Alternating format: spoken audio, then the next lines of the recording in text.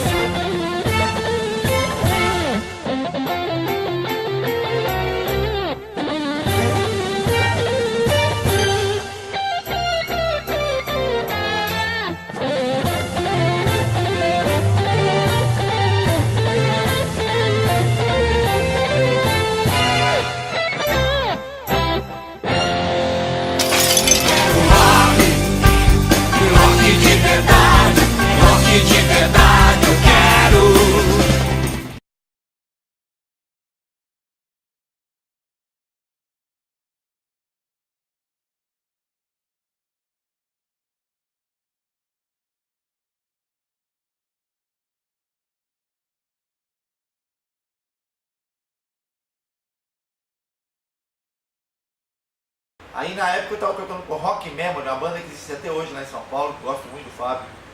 E recebi um telefonema, tava no barzinho, o cara falou, pô, olha cara, a Blitz é uma banda que tá estourada, que eu nem conhecia, Você Não Soube Me Amar, o cara falou, a música que toca na rádio o dia inteiro.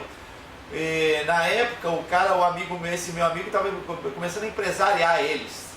E ele falou, cara, você não quer vir fazer o teste aqui no Rio? Eu falei, pô, cara, eu não tenho como, eu tô num barzinho em São Paulo, à noite. Como é que eu vou sair daqui amanhã, botar uma bateria no carro e me mandar pro Rio de Janeiro? O cara falou, cara, os caras estão pagando 3 tabelas. Pra você ter uma ideia, 3 tabelas na época era o equivalente, assim, a 20 vezes o que eu tava ganhando naquele bar para tocar. Que era uma pizzaria ali na Bela Sintra, né?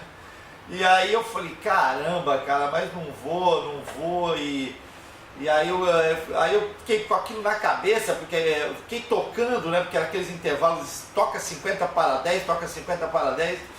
Aí eu falei pros caras assim da banda, eu falei, cara, porra, ir até o Rio agora, né, de carro, pra fazer um teste. Ele falou, pô, cara, não vai não, bicho. Aquilo ali não vai rolar, tem trocentos bateras, já tá tudo combinadinho, os cariocas não gostam de paulista, tu vai perder tempo, tá cansado, vai pegar a estrada. Porra, vamos comer um canelone ali no Giovanni Bruno. Eu até brinco com o Fábio quando eu encontro com ele, falei, porra, Fábio, se eu tivesse ido na sua, aquele canelone ia me custar caro pra cacete. E aí eu peguei o carro e vim pro Rio, né, nessa noite mesmo. Cheguei aqui atrasadíssimo, não conhecia o Rio, porque peguei estrada cansado. Uma viagem de 5, 6 horas eu fiz em 9, entendeu? Tava muito cansado, bem devagar. Cheguei aqui, tinha um monte de bateras lá na EMI Odeon, aqui na Mena Barreto em Botafogo. E eu tava vendo, o teste eram 2 músicas e eu vi que os bateras estavam entrando lá para fazer o teste. Mas a Blitz era cheio de caras assim, as meninas eram gatinhas, Evandro era boa pinta e tal. E eu via que cada batera que estava lá para fazer o teste, as meninas tinham um bebedouro em frente à sala de estúdio, e elas diziam, puta, esse cara é horrível, nossa, você viu a costeleta dele? Nossa, que cabelo horrível, você viu a cara? Nossa, odiei. Eu falei, eu tô fudido, porque eu sou feio, já tinha entrada com 30 anos, falei, porra, vim aqui à toa, né? Mas fiquei lá segurando na minha, né? E eu via que a coisa ia ser difícil para mim. Aí eu sei que foi passando não sei o que, até a hora que chegou a minha vez, cheguei lá, fiz as músicas, eu senti que Evandro, o guitarrista, o Antônio Pedro, curtiram, começaram a, pô, legal, legal. Aí quando acabou o teste, o Evandro falou, como é que é o seu nome? Eu falei, Juba. Ele falou, pô, cara, espera um pouquinho aí, a gente quer falar com você. Eu falei, tá bom. Aí daqui a pouco eles fizeram mais um teste, o Evandro veio falar comigo e falou, olha cara, a gente gostou muito da tua pegada, sua levada e tal, curtiram muito, mas as meninas te odiaram. E elas achavam que você é mais velho, imagina, eu tava com 30, né? Mas elas eram gatinhas, de 16, 17, todas lindinhas, e eu já era um senhor praticamente para elas. Eu falei assim, é o seguinte, a gente vai tentar fazer a cabeça delas, a gente liga. Aí eu pensei comigo, né? Falei, pô, os caras tinham razão, perdi meu tempo, né? Eu com certeza ele não vai ligar, peguei estrada, tô cansado. Pô, aí inacreditavelmente uma semana depois o Evandro me liga, fala, Juba, pô, aqui é Evandro e tal. Pô, cara, tá afim mesmo da parada? A gente quer te colocar, só vou te pedir uma coisa, a gente quer que você toque de boné. Você tem entrada tal, para parecer um negócio mais, entendeu? E você não se incomoda? Eu falei, de jeito nenhum, porra. 3 tabelas, trocava até com 5 bonecos. Sem problema, né? Aí, e assim foi. Primeiro ano, eu fiz essa temporada com a Blitz, aí fiquei amigo das meninas, tal, não sei o quê. E depois aconteceu uma coisa inacreditável, que eu nunca vi acontecer. A Fernandinha me ligou e falou, pô, Ju, você sabe, a gente não queria que você entrasse na banda, a gente achava feio e não sei o que, morrendo de rir, né? Mas agora eu quero te comunicar que a gente vai, o nosso contrato era de 1 ano, nós vamos assinar de novo um contrato maior com a EMI e a gente vai te colocar na banda. Eu na hora não caiu muito a minha ficha, falei, pô, vai me colocar na banda? Eu não entendi direito. Depois eu vim a saber, quando eu fui assinar, que eu ia passar a ganhar exatamente como os integrantes da Blitz, ou seja, se eu ganhava 1, passei a ganhar 10. Um troço inacreditável, porque ninguém faz isso. Quem é que numa banda que já está estourada, era o artista número 1 do país, vai dividir o dinheiro igual por um cara que entrou, acabou de chegar, né? Subiu no ônibus agora, já vai sentar lá na frente, do lado da janela? Não dá, né? Mas inacreditavelmente a Blitz fez isso. Aí tivemos uma carreira de 4 anos, que foi assim, uma coisa que você não tinha tempo para absolutamente nada, até que a banda se desintegrou em 86, e eu montei uma empresa de som e luz, e comecei a fazer muamba, me virar, entendeu? Até que Evandro um dia me liga falando que, em 94, falando, pô, cara, as pessoas estão querendo que a gente faça uma apresentação. Eu falei, pô, Evandro, mas será que é isso mesmo? Será que a gente não está viajando? Meia dúzia de gato pingado aí querendo que a gente já tinha passado 8 anos e tal. Ele falou, não, cara, pô, um monte de gente fala. Aí pensei comigo, falei, bom, tudo bem, vamos lá, é uma apresentação, vamos embora. Aí Evandro chegou, esse crédito eu devo ao Evandro, ele acreditou no lance. Aí o Evandro marcou um show no Arpoador aqui, e eu falei, bom, vamos lá, né, ver que bicho vai dar, né, vai ter uma meia dúzia de gato pingado. Marcamos num sábado, esse sábado começou uma chuva absurda, tipo meio-dia, tivemos que cancelar. Falei, bom, agora foi a catástrofe, né, acabou de enterrar, né. Passamos para o sábado seguinte, no sábado seguinte, inacreditavelmente, choveu, que não era possível fazer o show ao ar livre, no Arpoador, você imagina. E aí eu falei, Evandro, nós vamos desistir? Ele falou, não, cara, vamos fazer esse show de qualquer jeito. Aí anunciamos no 3º sábado do show, me lembro que aquela Cláudia Cruz falou no RJTV, finalmente hoje o sol abriu, o Blitz vai se apresentar na sua terra natal. Os saudosos fãs que estiverem com vontade, né, de estarem lá para matar a saudade e tal, estão convidados. Eu só sei que eu estava saindo da casa da minha namorada, em Copacabana, que é meio longinho do Arpoador, e tava um trânsito do cacete. Falei, porra, mas que trânsito de merda, cara, eu tô atrasado, tá aqui, pariu. Eu cheguei pro guarda, falei, guarda, o que tá acontecendo? acontecendo? Quebrou alguma coisa, algum comando? Ele falou, não, cara, é um show de uma banda aí, tal de Blitz, lá no Arpoador, mas tem gente saindo pelo ladrão. Pô, eu não acreditei a hora que eu vi aquilo. O cara falou assim, tem gente saindo pelo ladrão, parece Réveillon. Aí quando chegamos lá, tinha 100 mil pessoas.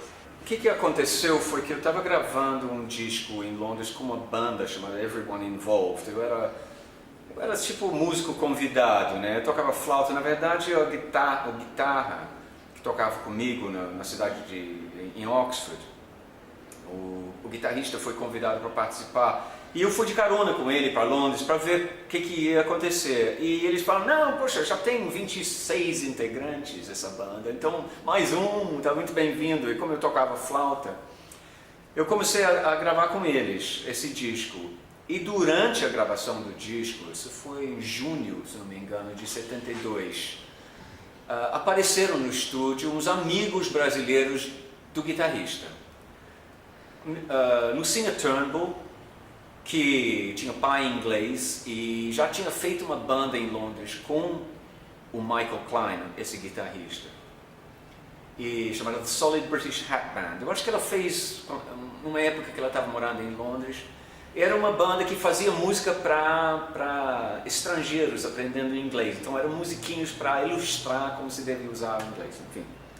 Então a Lucinda estava lá com a Rita Lee, com o Liminha, e o namorado do Liminha, e tinha mais umas pessoas.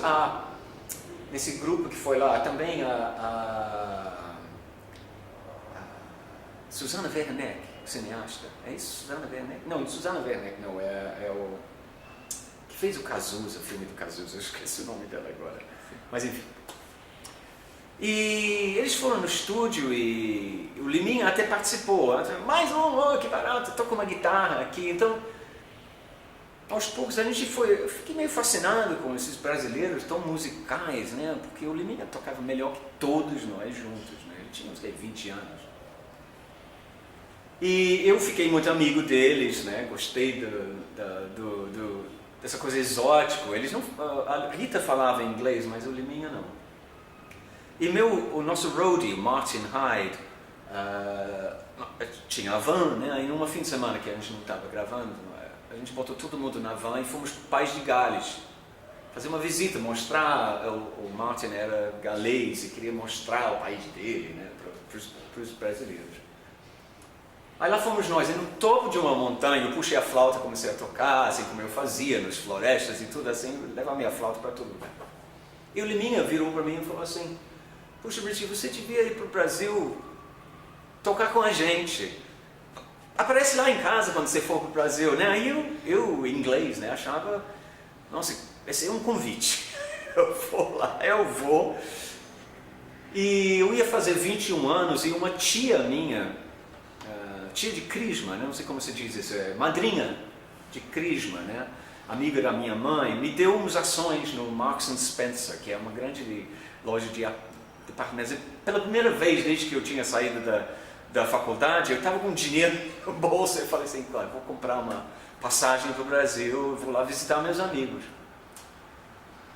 Nesse entretempo eu comecei a namorar uma brasileira que também estava nessa turma, que morava no Rio. Então tem onde ficar, vou para o Rio de Janeiro, vou ficar na casa da Lucinha, não Lucinha Turnbull, Lucinha Bart. E vamos ver o que acontece. 3 meses, vou para lá. E o Martin falou, eu vou também.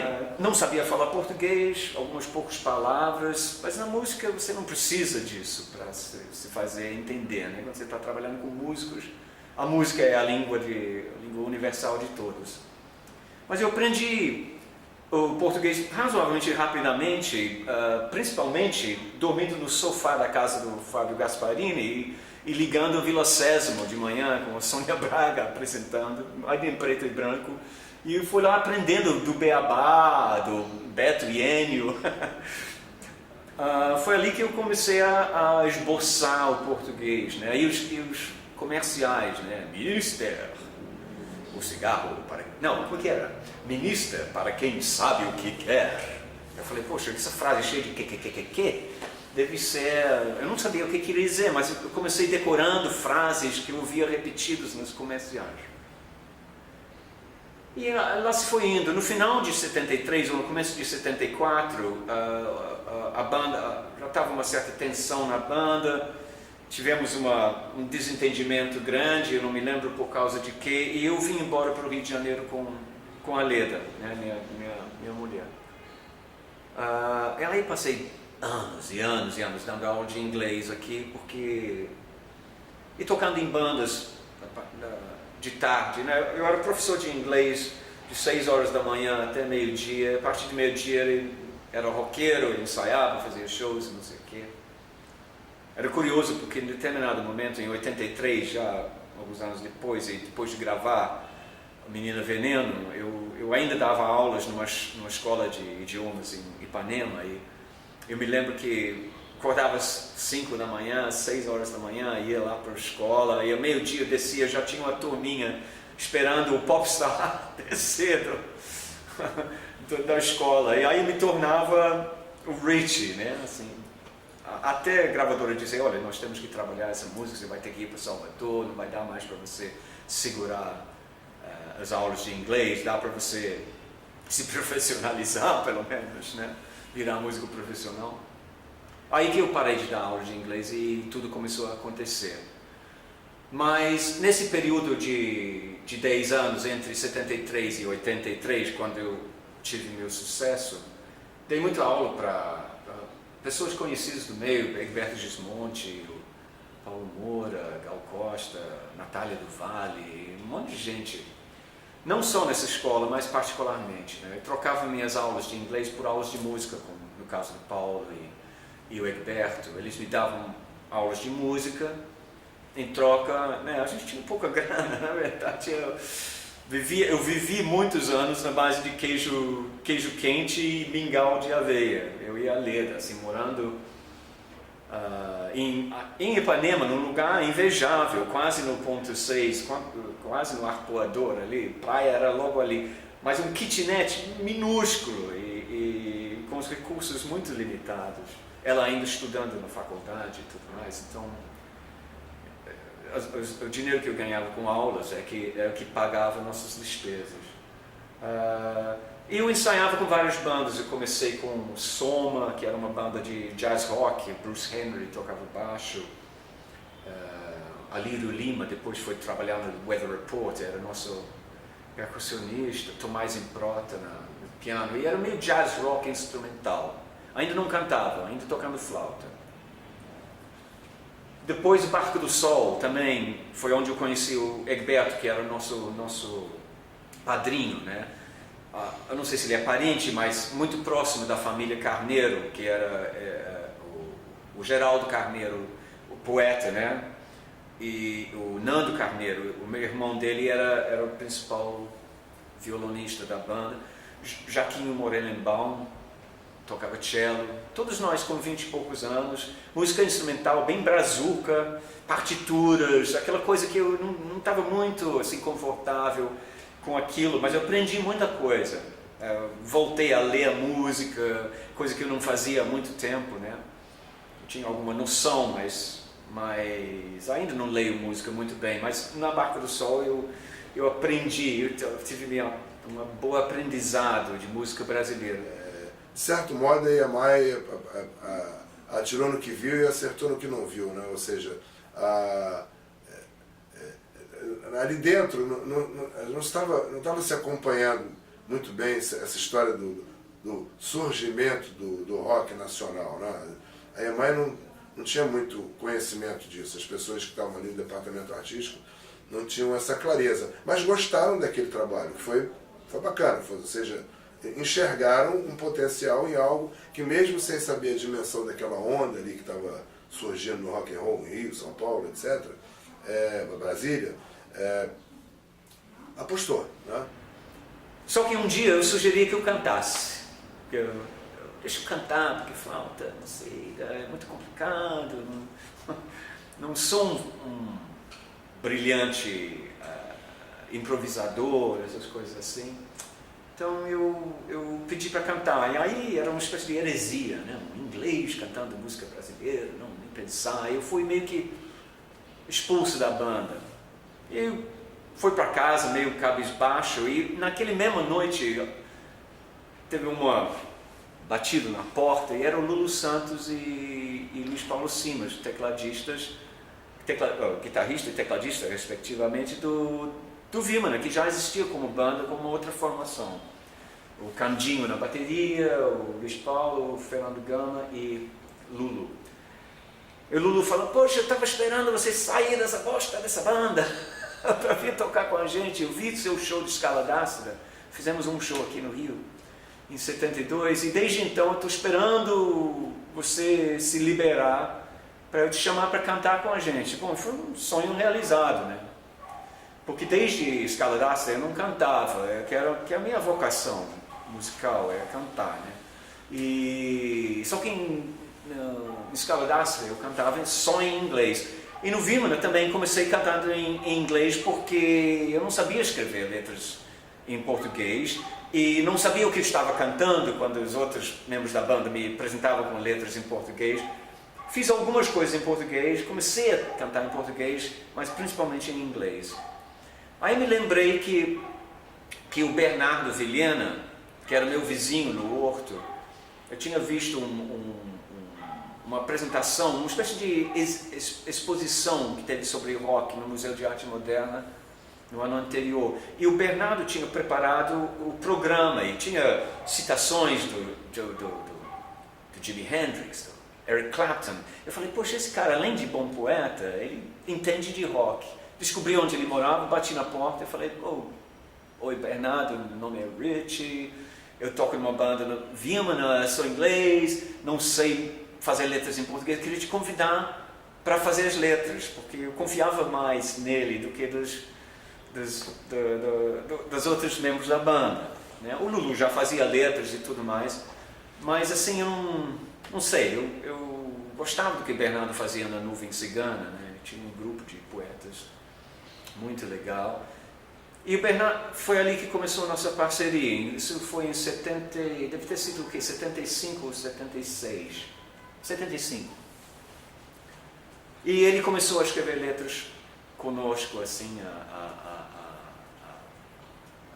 escrever em português, né? E foi ali que isso durou até o final do Vimana. O Vimana terminou quando o Patrick Moraes veio morar no Brasil e resolveu chamar o Vimana. Ele viu uma apresentação da gente, eu acho que no Colégio Bennett, em Laranjeiras, e ele nos convidou para ser a banda dele, que para a gente era nosso sonho, né? Imagina um cara que saiu do Yes, do Moody Blues e estava ali querendo tocar com a gente. Ele prometeu para a gente turnês da Europa, era a realização de um sonho. Mas ele não se deu bem com o Lulu, personalidades muito fortes, não que nossos não fossem, né? O Lobão também, não é flor que se cheire, no bom sentido, assim, um cara muito opinado, não quero dizer isso como, adoro o Lobão, meu irmão, todos eles, né? Inclusive o Lulu, apesar dos nossos desentendimentos eventuais, é um cara que eu prezo muito e admiro muito. Mas o Lulu infelizmente saiu da banda e ficou eu, Lobão, o Fernando Gama e o Luiz Paulo ensaiando diariamente lá no Joá com o Patrick. E nosso sonho era ir para a Europa e tocar com ele, ensaiando músicas complicadésimas, assim, muito complicado. Era a música do disco The Story of I, do Patrick Moraes, que era assim, para lá de progressivo, era muito complexo.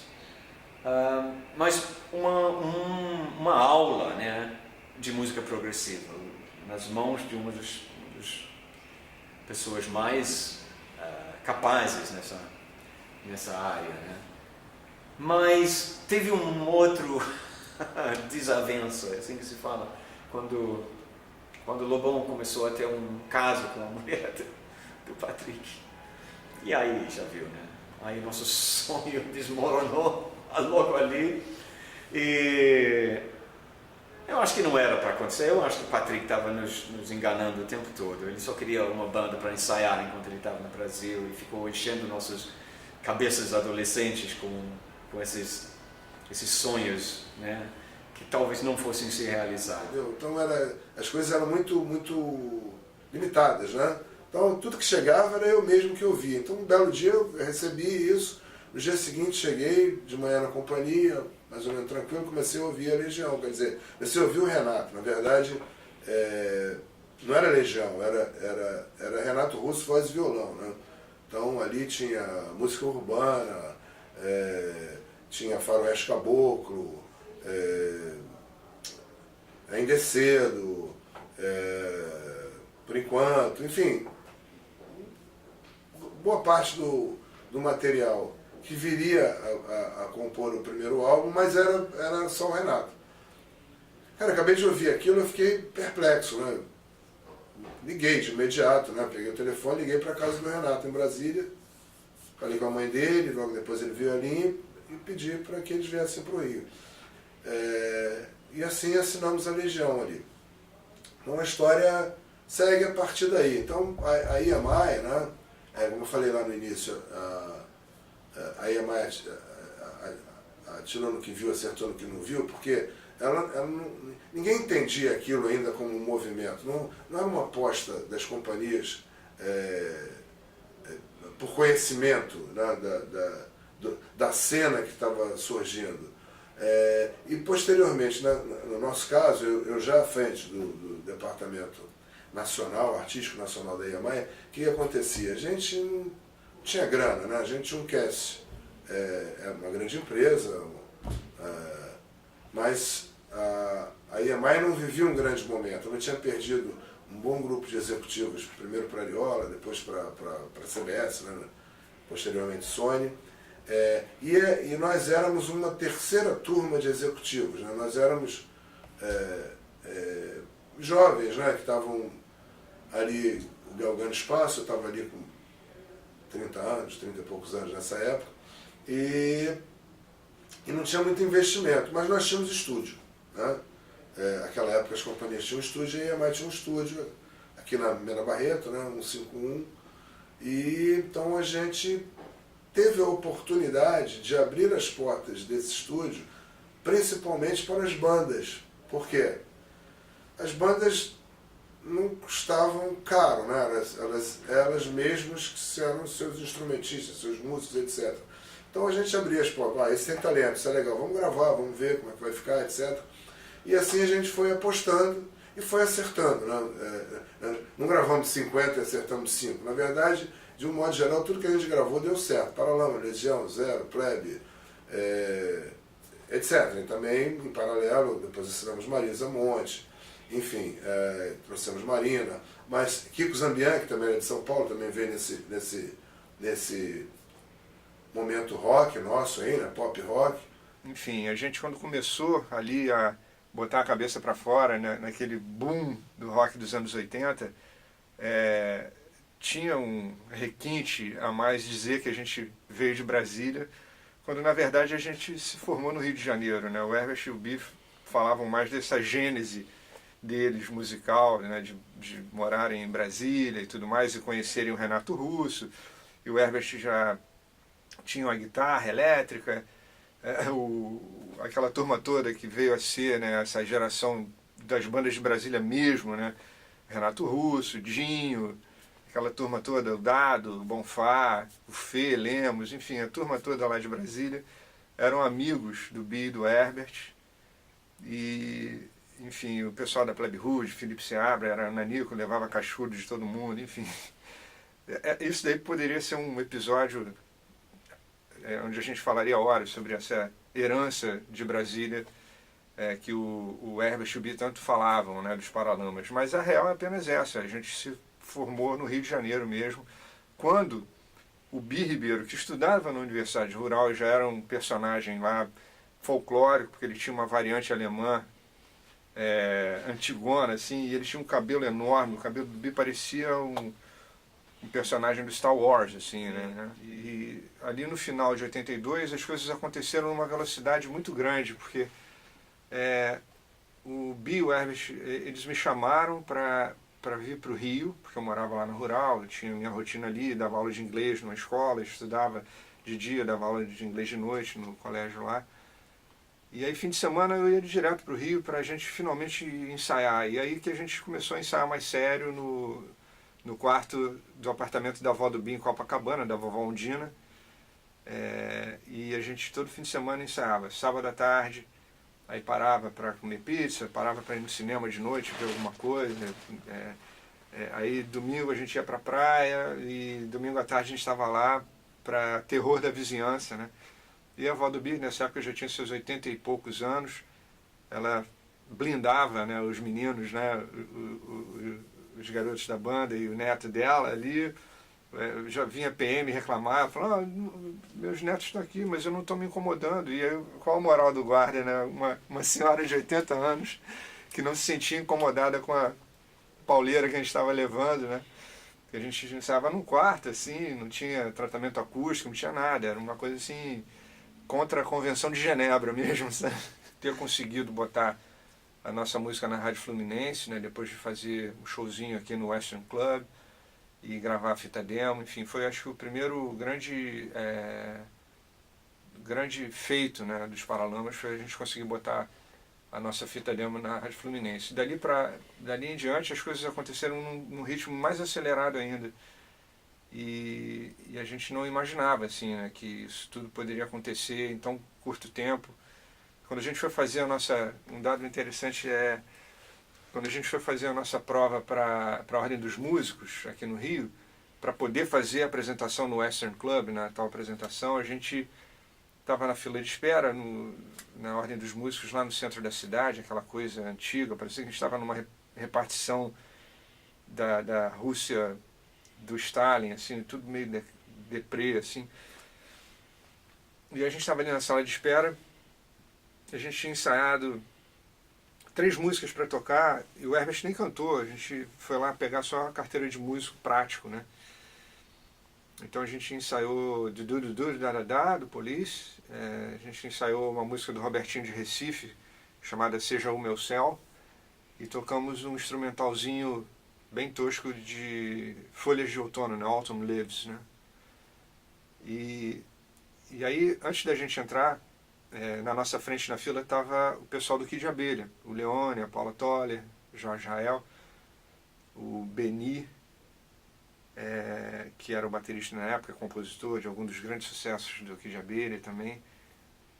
E aí a gente começou a conversar com eles e tal, não sei o quê, e a gente se tornou super amigo, né, depois daquela época. E eles foram na frente, a gente ficou ouvindo atrás da porta eles tocando e tal. Aí depois que eles saíram, a gente entrou, eles ficaram ouvindo a gente tocar, né, e tudo. E, enfim, aí a gente conseguiu, né, fazer essa prova e ganhamos a nossa carteira de músico da Ordem dos Músicos. Enfim, não sei nem se era músico profissional, mas era carteira de uma autorização, né, para músico prático e tudo. E, enfim, aí a gente conseguiu, né, botar a música na Rádio Fluminense e a gente ficou esperando o que seria, né, a próxima passagem, assim, porque, por exemplo, o Kid de Abelha já tinha conseguido gravar um disco que era um pau de sebo, como eles chamavam, que a gravadora Warner fez. Então eles pegaram um monte de bandas novas e gravaram um LP, era uma faixa de cada banda, eram acho que umas 8 músicas de cada lado. Tinha uma banda aqui no Rio muito famosa chamada Sangue da Cidade, e o Celso Blues Boy estava nesse álbum também.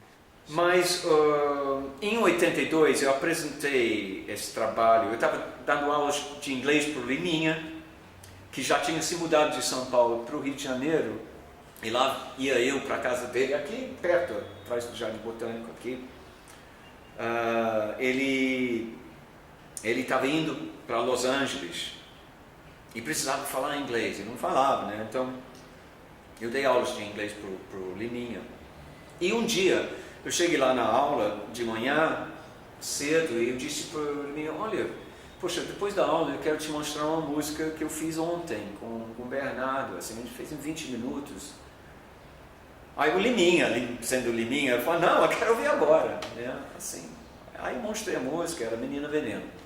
Ele falou: para tudo, nós vamos gravar agora, esquece a aula, puxou lá o gravador de 4 canais, o Tascam de 4 canais, cassete, né? Mini cassete, e gravamos o que seria o arranjo definitivo de Menina Veneno ali na hora da aula. Então a versão original de Menina Veneno foi feita com Liminha, assim, mais uma vez, o cara que me trouxe ao Brasil resolveu mudar a minha vida de novo, né? Quer dizer, primeiro ele tinha feito esse convite para eu vir ao Brasil, coisa que mudou tudo na minha vida. E aí ele foi a primeira pessoa a jogar uma antena quando ele ouviu Menina Veneno, foi um dos primeiros a ouvir, na verdade. E esboçou ali o arranjo, então uma pessoa fundamental na minha vida. O Liminha é um cara que sempre esteve presente nos momentos mais importantes. Pois é, o Rich veio para o Brasil, eu e a Rita, minha namorada na época, e a Lúcia Tama, a gente foi para Londres em 72, foi lá que eu conheci o Rich. E a Lúcia Turnbull tinha um amigo, Mike, que tocava numa banda que o Rich tocava, a banda chamava Everyone Involved, um negócio assim. E eu sei que a gente foi tocar num parque, foi parar num estúdio, não sei o que, foi aí que eu conheci o Rich. Aí fizemos uma viagem de van para o país de Gales, para Wales, foi país de Gales, bom, naquela época, né, todo mundo estava... E fomos perto da ilha de White, enfim.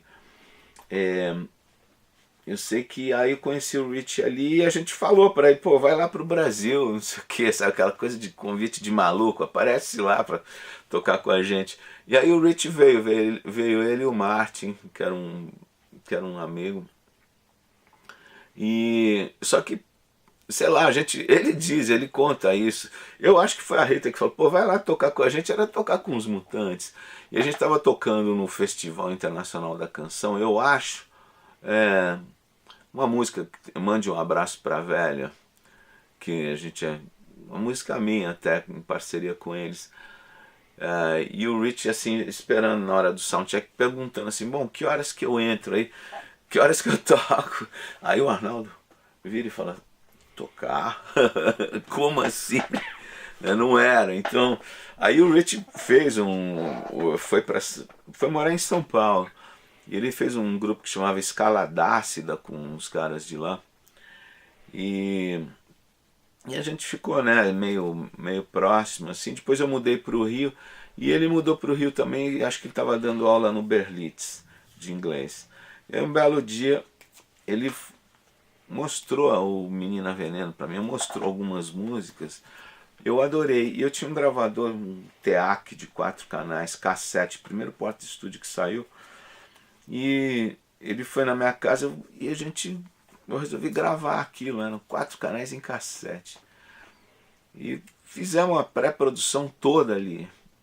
Só que o som era ruim, não era uma coisa como hoje, que você pode gravar num Pro Tools, aí você só continua fazendo aquilo, ou transcreve, copia o arquivo, bota num sistema melhor, sei lá.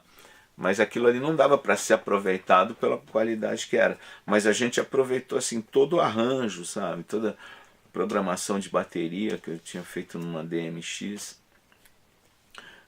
O baixo, as guitarras. A gente chegou no estúdio e copiou aquilo fielmente, assim, o formato da música, o tempo, o BPM. E aí... nessa época também tinha o estúdio de ensaio da Warner, que a gente gravou mais algumas coisas. Eu me lembro que o Steve Hackett, que era do Genesis, guitarrista do Genesis, foi lá, gravou, pegou uma Les Paul, tirou um som incrível. E ficou aquela demo pronta. Aí eu mostrei pra Warner, né? Falei, vamos contratar esse cara, pô, é bom demais. Aí o gerente de vendas, que era um cara que dava muito palpite, chegou e falou, não gosto desse cara cantando, não. Eu já estava meio assim com ele. Eu falei, tá bom. vou mandar para outra gravadora. E foi parar na CBS. O que aconteceu? O Rich vendeu, sei lá, 1 milhão e pouco, um negócio que ninguém tinha vendido. E aí eu esfreguei pro resto da vida isso na cara desse cidadão. Na época, o rock surgiu até dessas rádios alternativas, dessa mídia alternativa, que era a Estácio, a Fluminense, muitas outras rádios alternativas que investiam nesse rock assim, de garagem. Que, aliás, o rock de garagem nunca deixou de existir. Muita gente pensa que o rock esse rock Brasil, ou o rock, parou de existir, mas nenhuma época parou de existir. Por quê? Eu já tive estúdio de ensaio. Estúdio de ensaio funciona à base de conjunto de crianças, de garoto fazendo rock. Rock a vida inteira, de Beatles pra cá, meu irmão, não teve como. Beatles e Rolling Stones pra cá.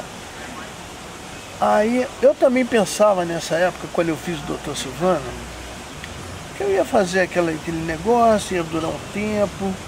Por acaso, por sorte, a gente fez sucesso, porque eu digo que o sucesso é muito mais sorte do que qualquer outra coisa.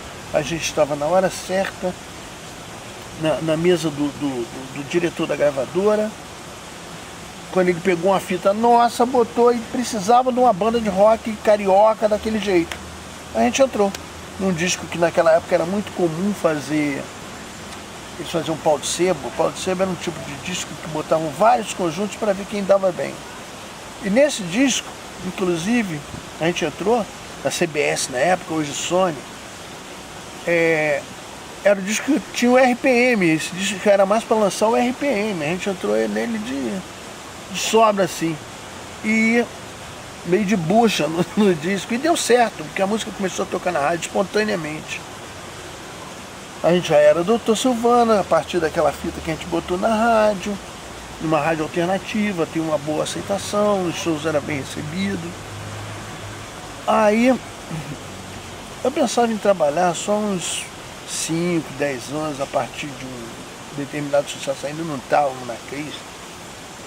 Determinado sucesso trabalhou em 5, 10 anos, mas um bom exemplo foi o Mick Jagger. Ele disse, pô, o Mick Jagger tá com 50 anos, eu estava com 30, eu estava com 40 e poucos. Eu disse, até os 40 dá para eu ir. E quando eu cheguei aos 40, ele estava com 50 e ainda estava no embalo. Eu disse, pô, até os 50 dá para eu ir. Aí ele foi até os 60, 70, até hoje eu estou dançando lá igual eu tivesse 18 anos. Então eu vou indo em frente, cara, enquanto tiver gente pagando eu estou indo. Quer dizer, o Dr. Silvano nunca parou, também nessa época, já estamos há 30 anos na estrada, nunca paramos, teve baixas, é óbvio. Muitas baixas, mas aí fizemos sucesso, também por sorte, caiu no agrado do público, conseguimos fazer alguns programas de televisão, estamos fazendo mais aquela troca, você dá audiência, eu te boto no programa, você faz show de graça. A gente faz aquela jogada toda, que nos anos 80 era muito comum isso. Aliás, a mídia era muito diferente naquela época, porque você tinha programas de televisão, todos os infantis da televisão, que tinha de manhã, de tarde e de noite, faziam um musical, 2 musicais. Tinha os programas do Bolinha, do Chacrinha, do Raul Gil, do Gugu, do Silvio Santos, todos eles tinham musicais. De uma certa forma, e tinham várias rádios do segmento.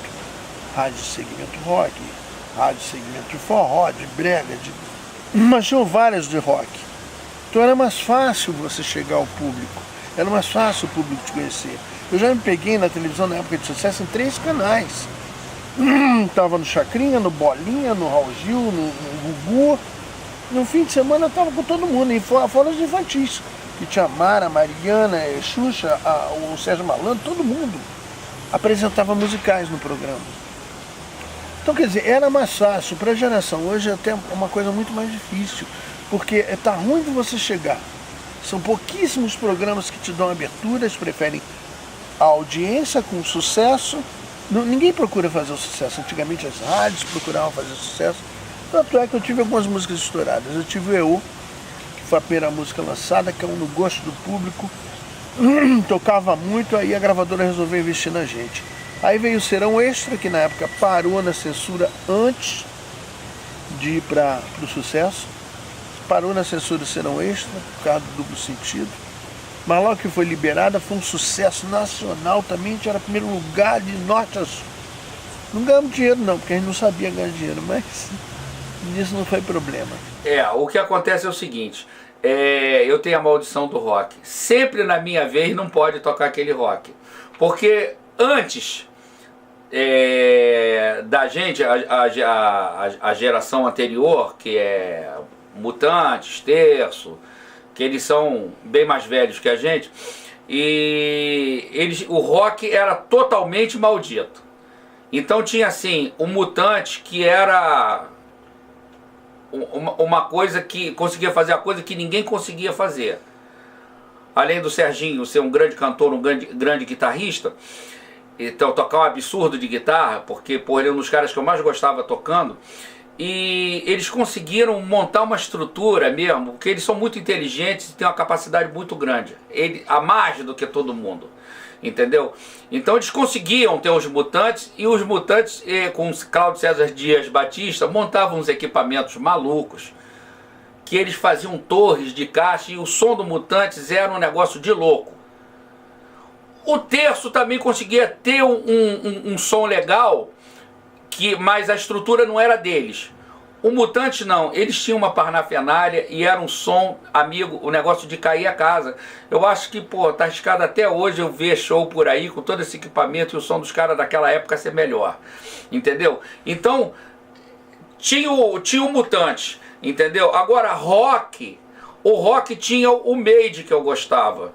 Não acho que eles fossem assim tão bons músicos e tal, mas o principal, que o rock que eles faziam era legal porque era rock, soava rock, entende? Que eu gostava muito era o Made in Brasil. E quando a gente começou a tocar, eu queria ter uma banda de rock igual aquelas bandas americanas. E eu acho que o que tinha de diferença no meu som é que eu pensava rock. Aqui eu vejo até hoje banda de menina que é ser cantora, bancando a cantora do Evanescence, mas ela canta igual a Martinha. Aquela, como é que é mesmo? Vieram me contar que você diz que não me quer. Entendeu? Sabe essa vozinha?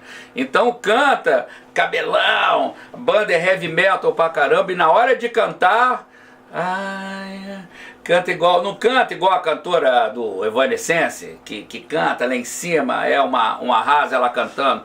Não tem isso. Naquele tempo, então, era um montão de conjuntinho new wave com aquelas batidinhas, entendeu? E claro que com o tempo as pessoas desenvolvem. O Titãs, por exemplo, não tocava nada, né? Agora, hoje em dia, depois desses anos todos, eles aprenderam a tocar. Mas, no começo mesmo era ruim pra caramba. E tinha muito esse som. E justamente o que aconteceu, a música da gente que a gente botou pra tocar, que as pessoas gostavam, era a hora do Rush, mas a gravadora não queria. Ela queria uma música que pegasse esse pessoal pop. Então, por sorte minha, eu consegui fazer uma música que a letra é poética, a letra é filosófica, tá entendendo? Eu arranjei o gancho, quero dar mais um para fazer o refrão, entendeu? E essa música foi uma música que funcionou bem, entendeu? Mas o que a gente tem aqui, o normal de ter, música, rock popular brasileiro, entendeu? Em vez de ser MPB, é RPB. É o rock popular brasileiro. Que a banda tem roupinha de rock e tal, toca guitarra, mas na hora que vai tocar aquela música chacundunzinha de violão, que você toca na roda de violão. Entendeu? Agora, o que acontece? Talvez fosse uma boa para mim fazer as músicas dessa, porque eu sei que é a música que funciona. Agora, o que está funcionando muito aqui é a música do estilo do Rapa, mais essa praia, né? Que é a música geralmente que tem 1, 2 acordes, mas ela tem swing, tem elevada, e a letra é poética, é filosófica, entendeu? Passa uma mensagem. Uma dessas bandas que eu gosto novas é o Rapa. E o Rio de Janeiro começava essa coisa, eu acho que era uma molecada que depois descobriu-se que estava no Brasil inteiro fazendo a mesma coisa, montando bandas num momento em que o Brasil passava por um processo de abertura política, né? Saíamos de 20, 21 anos de ditadura militar, com períodos pesadíssimos, e a coisa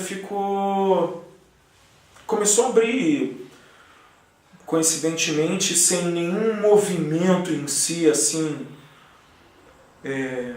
como já tivemos no Brasil movimentos de cultura que grupos intelectuais se unem e guiam a cultura por um lado.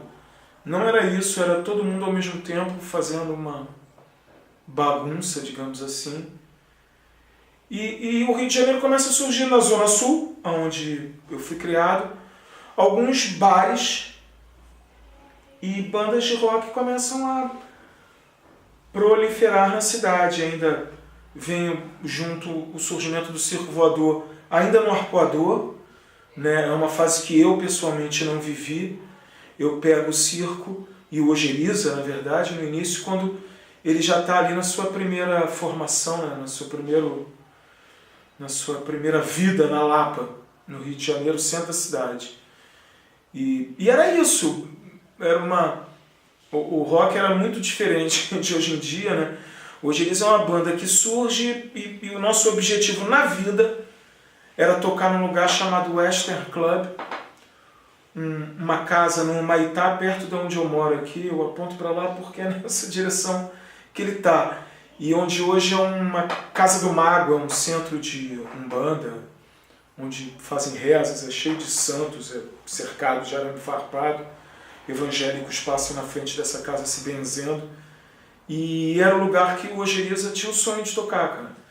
A gente tinha visto, eu vi Paralamas do Sucesso tocar no Western Club. Era um lugar onde a galera ali no início dos anos 80 dos Hells Angels ia muito, né? E era um bar, western, um clima cowboy, onde as bandas de rock do Rio de Janeiro começaram a se apresentar no início dos anos 80, na minha opinião, assim, que eu vivi. E aí as coisas foram indo pro Ojeriza, foi uma coisa assim, para se ver como é bem diferente. O Ojeriza só vai procurar um outro lugar para tocar quando o Western entra em falência e fecha.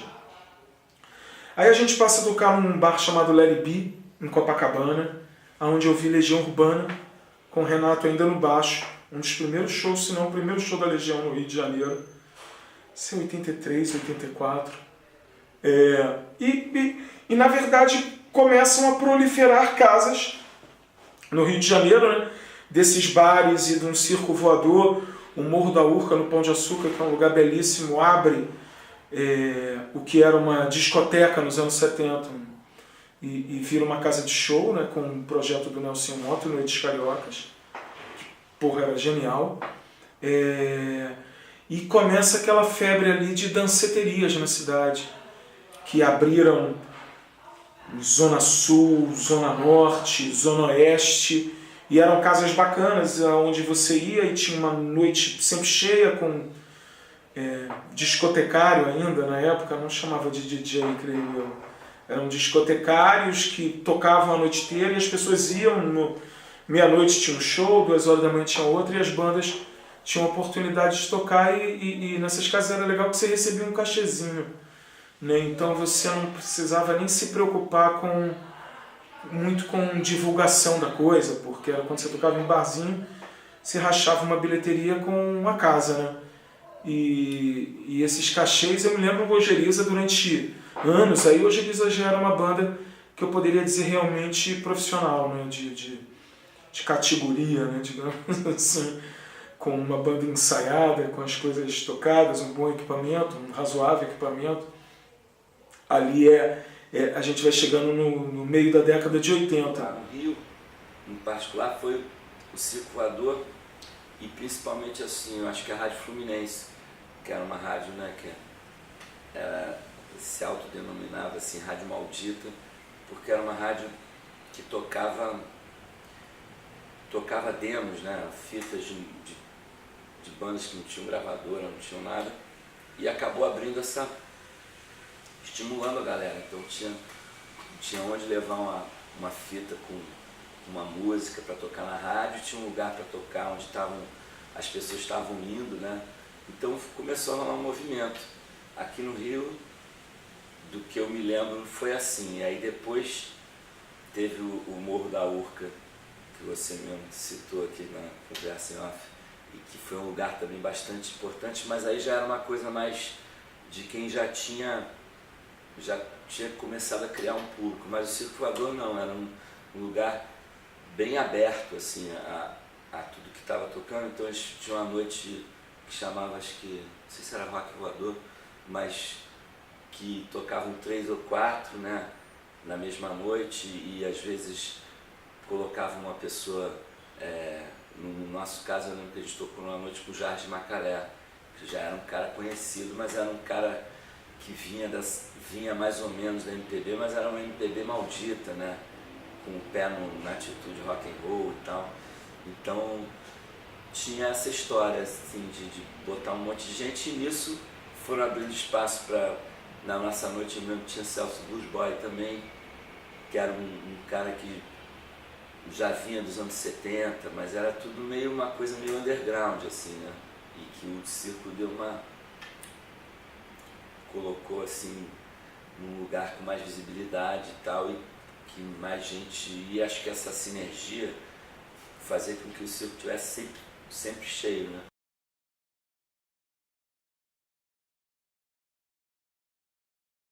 O Raul eu conheci na seguinte situação.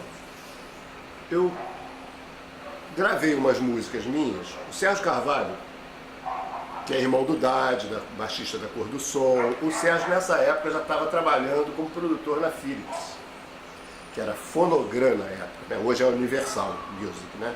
Naquela época era Fonogram e tinha o selo Philips e o selo Polydor. O Sérgio estava trabalhando na Philips e eu liguei para ele, meu amigo de infância, a gente cresceu junto. O primeiro grupo que eu tive, o Dade, foi o baixista, então a gente se conhece desde 5 anos de idade, né? Liguei para o Sérgio e, Sérgio, tô com umas músicas aqui, eu queria gravar, sei lá, lançar um trabalho meu, quem sabe um disco e tal. Aí o Sérgio aproveitou uns horários de algumas coisas que estava produzindo, Chico Buarque, Jorge Ben naquela época e tal, e a gente foi gravando algumas coisas. E esse trabalho foi ficando lá na Poligram, né? O Sérgio ia mostrar em reunião para ver se, enfim, se eu era contratado como artista e tal, e foi ficando lá. Um dia o Raul entra na companhia, porque já tinha o Ouro de Tolo, já tinha estourado, foi 73, né? O Ouro de Tolo, Metamorfose, esse disco aí, o Krieg Rabandono, né?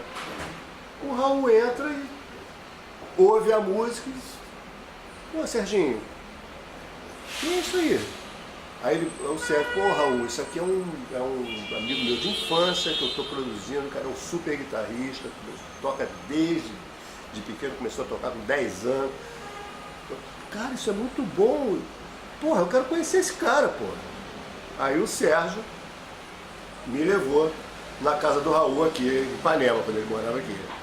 Depois eu vim morar em Ipanema, depois de passar fome na cidade maravilhosa, era ali. Mas o Raul morava ali em Ipanema. Aí fui na casa do Raul, conversamos, o Raul amarradão, né?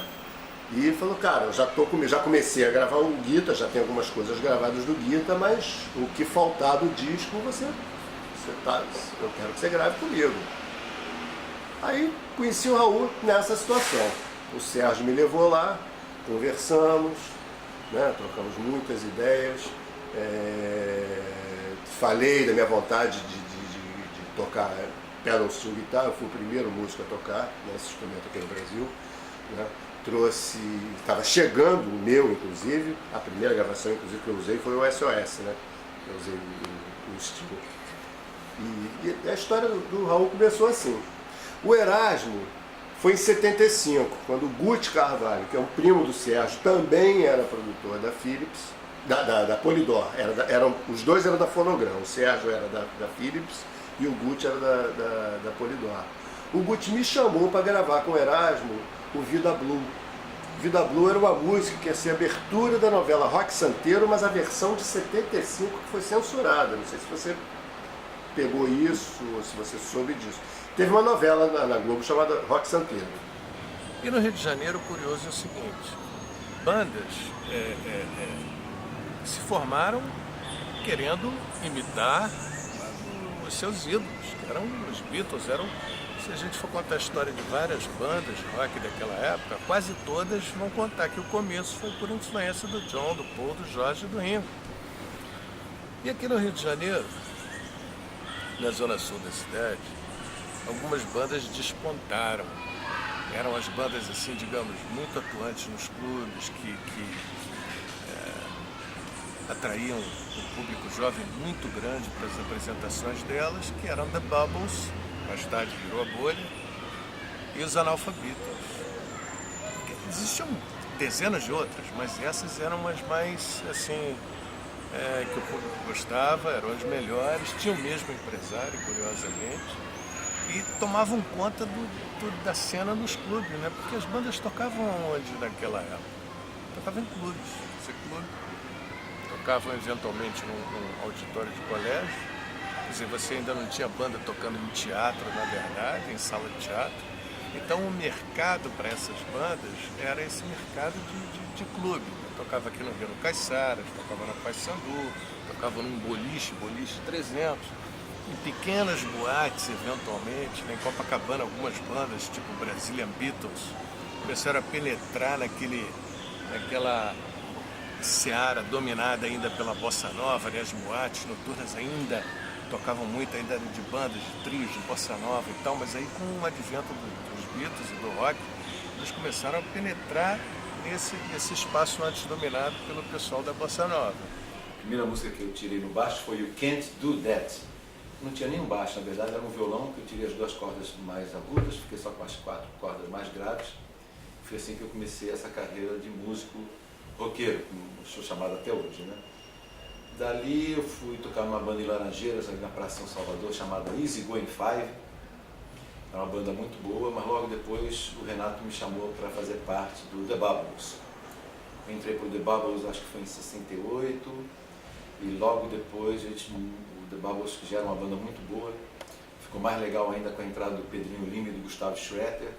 Então eu, o Renato, o Gustavo e o Pedrinho começamos a tocar o rock mais pesado, o hard rock, com influência muito grande de Rolling Stones e Led Zeppelin, e também Pink Floyd, e tínhamos um público enorme.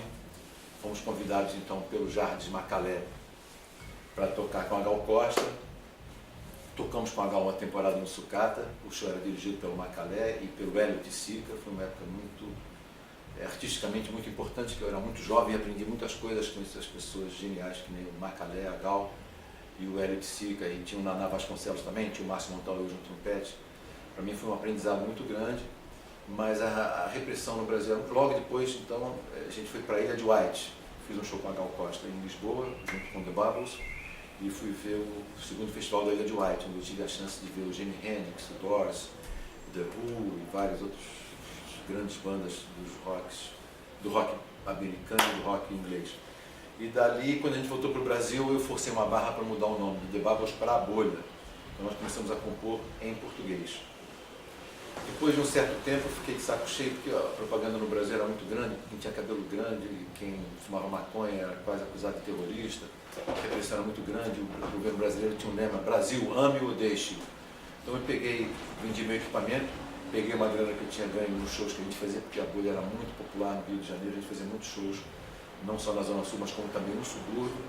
Eu peguei essa grana então, fui para a Inglaterra e morei na Inglaterra durante 3 anos, até 1974, e lá eu tive o prazer de conhecer o Mick Taylor, que era o guitarrista dos Rolling Stones. Ele convidou eu e a Cláudia, que era a minha primeira esposa, para ir morarmos na casa dele. Fomos morar na casa dele, então eu tive a sorte de conviver no auge de sexo, drogas e rock and roll dos Rolling Stones na Inglaterra naquela época, 72, 73, 74, eu voltei para o Brasil, e assim que eu cheguei no Brasil, o Raul Seixas chamou a gente para gravar o primeiro.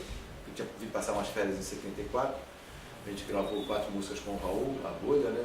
E depois em 75, quando eu voltei, já fora da Bolha, quando eu voltei para o Brasil, em janeiro, já fui logo fazer um show, de janeiro de 75, já fui logo fazer o Hollywood Rock com o Raul Seixas, até virou um filme. O Raul e o Gustavo, que era o baterista da Bolha, me convidaram então para ir tocar com ele. Então eu fiquei tocando com o Raul esse ano inteiro. Depois eu tive que sair do Raul, porque o Raul às vezes não ia nos shows, eu precisava trabalhar, porque eu já estava com um filho pequeno, que tinha nascido na Inglaterra, mas eu tinha que sustentar essa criança e a mulher também.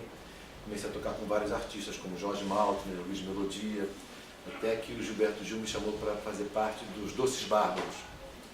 Então, depois dos Doces Bárbaros, eu montei uma banda chamada Brilho, e ao mesmo tempo também o Caetano me chamou para montar uma banda que depois ele batizou da Outra Banda da Terra. Uma banda formada, o Caetano me chamou e eu montei essa banda para ele, formada por vários amigos meus que tocavam, como Vinícius Cantuária, Tomás Ibrota e Bolão. E o Arnaldo Brandão já vivia dizendo assim, não, a gente precisa cantar em português e mudar esse nome em inglês para português, quer dizer, porque os Mutantes já estavam estourados ali como a maior banda que tinha, e até graças à influência do Caetano e Gil, porque os Mutantes eram uma banda também de cover antes. Eles também faziam cover, tocavam Beatles, tocavam de tudo. E essa convivência com o Caetano e Gil, quer dizer, o Caetano e Gil mostraram que eles podiam fazer alguma coisa em português e original. Os Mutantes fizeram isso. E mostraram um caminho. Os Mutantes uma das bandas mais importantes do rock brasileiro de todos os tempos. Então essa galera que assistia a Bolha, que depois do Tropicalismo, várias bandas, como eu tinha dito, começaram a surgir aqui em outros lugares. Eu estou falando do Rio, o Módulo Bill, a Equipe Mercado, cada um no seu estilo, os Lobos, depois eu comento um pouco de cada um. Então o que acontece? Essas bandas passaram a ter os teatros. Inicialmente as segundas-feiras, depois isso foi galgando e foram tendo outros dias ali para se apresentar nos teatros.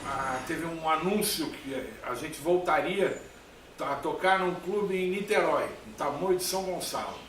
Tinham 5.000 pessoas, a gente entrou para tocar, repertório totalmente composto pela banda em português, o repertório inteiro.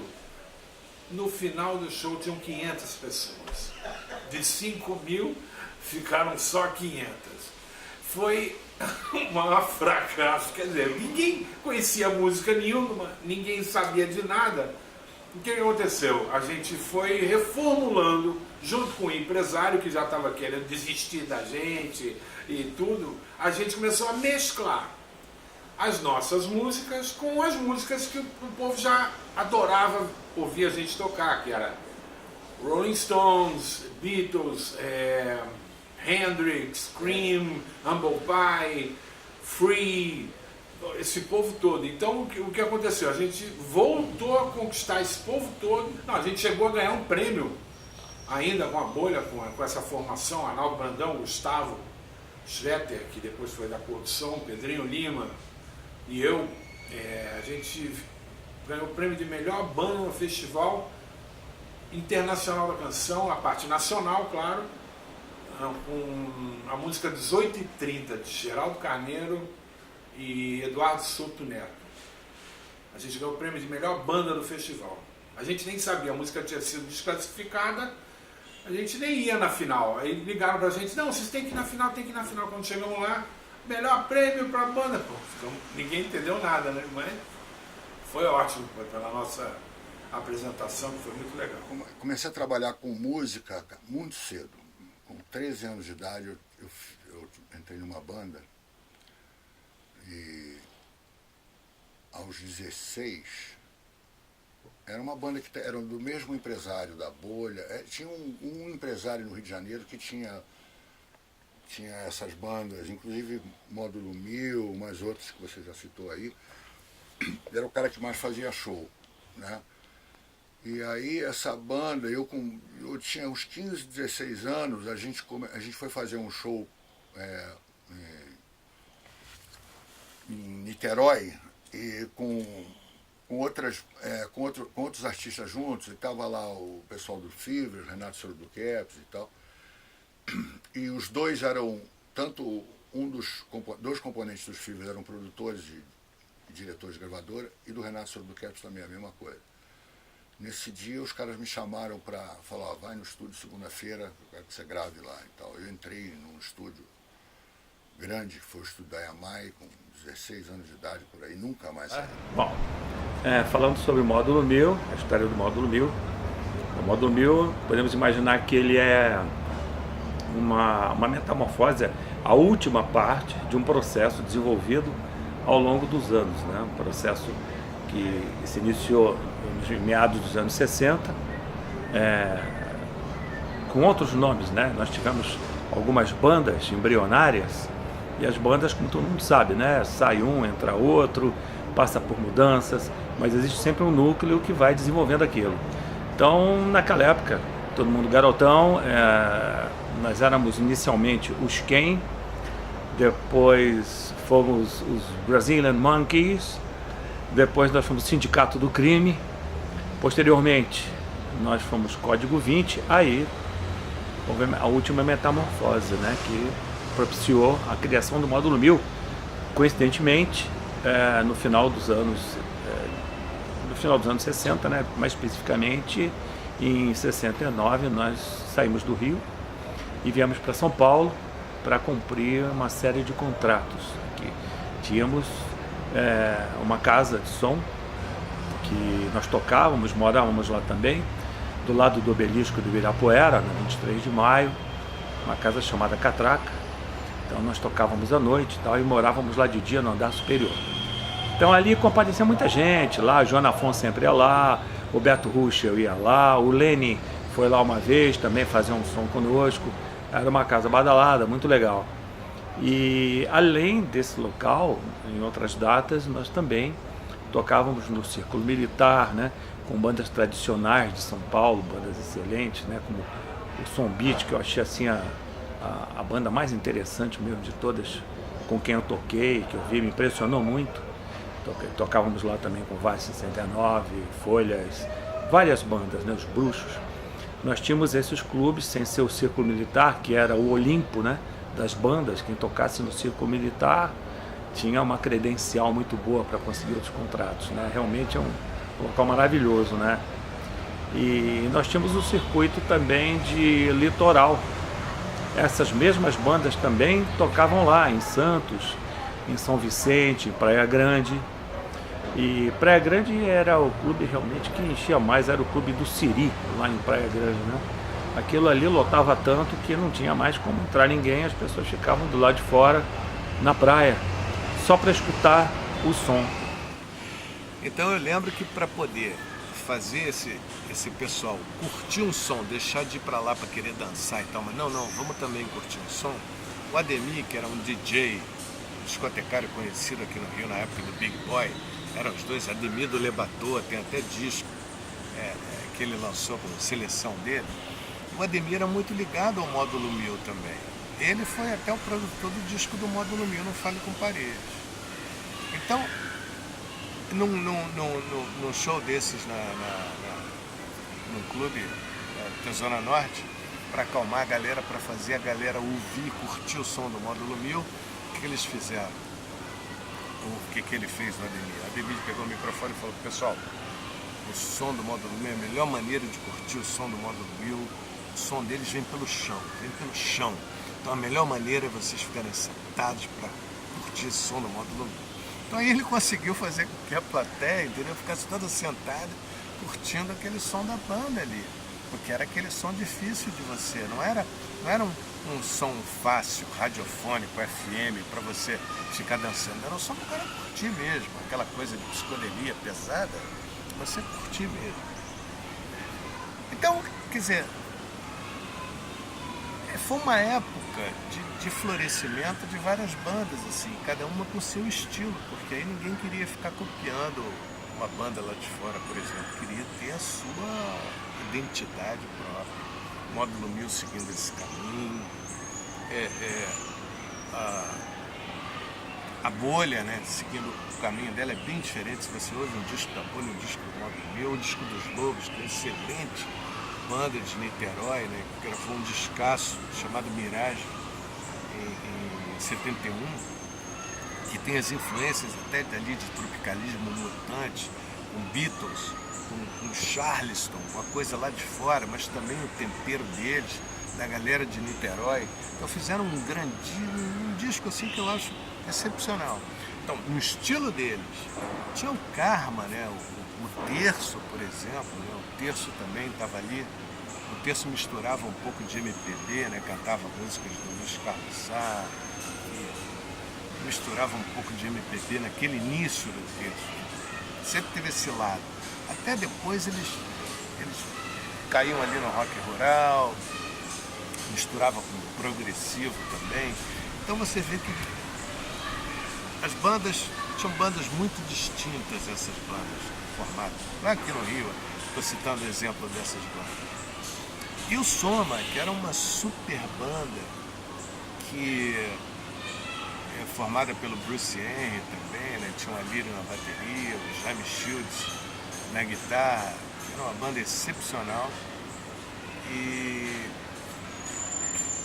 teve 2 períodos de existência, na verdade, né? Existiram de 69 até comecinho de 71, quando ela se desfez porque o Bruce foi viajar para fora, numa época difícil, né?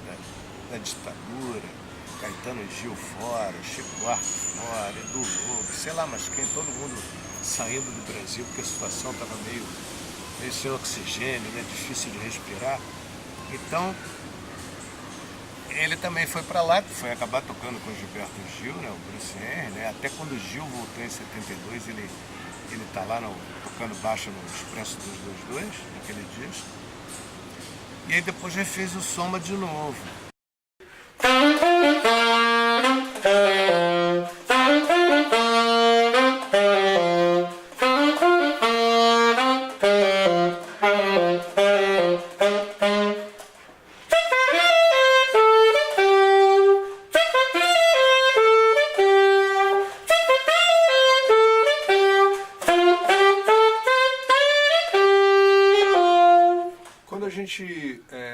Chamou o Zé Forte para ser o nosso empresário, a gente nunca imaginou que ele teria um papel tão determinante assim, de conseguir colocar a gente no Rock in Rio.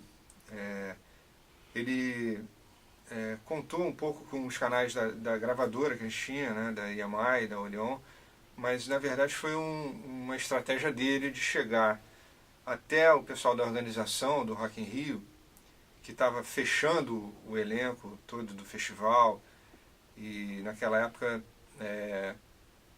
tinha assim as bandas mais consagradas por conta, né, da abertura, da nova maré do rock brasileiro. Tanto que o Kid de Abelha foi chamado para tocar no Rock in Rio, o Barão Vermelho foi chamado para tocar no Rock in Rio, no meio daqueles medalhões da música brasileira que tocaram, Ney Matogrosso, Gil, o Lulu também estava ali representando, né, essa nova safra do pop, Alceu Valença tocou, Elba Ramalho, e aí, pela grandiosidade assim, do que foi o Rock in Rio em 1985, havia aquela expectativa e toda a mídia meio que contribuindo para aquele build-up que foi o festival, quais as atrações internacionais que iam participar e tudo. O George Benson, o Queen vai tocar, não sei o que, o Black Sabbath, né, não sei o que, White Snake, não sei o que, enfim. Eu acho que naquela época o festival, pela sua grandeza, não tinha muito um espaço para os calouros, né, para o pessoal mais café com leite. E eu atribuo isso ao Zé, o nosso empresário. Ele chegou lá falando, olha, os Paralamas estão numa ascendente, eles podem entrar aí e podem surpreender como um nome novo, numa banda nova. E para nossa sorte rolou o convite, e a gente foi a última atração a ser confirmada no Rock in Rio, os Paralamas do Sucesso. Eu acho que foi talvez um dos momentos mais importantes da nossa trajetória, ter participado do festival, e a gente deu uma mostra ali de que havia essa pujança mesmo, essa necessidade de afirmação, né, daquela geração nova do rock brasileiro que estava ali. Aconteceram 2 coisas interessantíssimas durante o festival, nas nossas 2 apresentações. Foi que, primeiro, o Herbert resolveu homenagear todas as bandas, né, que estavam emergindo naquele momento, e por uma razão ou por outra, as bandas de São Paulo não foram chamadas para o Rock in Rio naquela primeira edição. eu acho que foi alguma coisa alheia a qualquer favoritismo, acho que foi um descuido, assim, de não incluir um pouco mais daquela amostragem ali das bandas de São Paulo.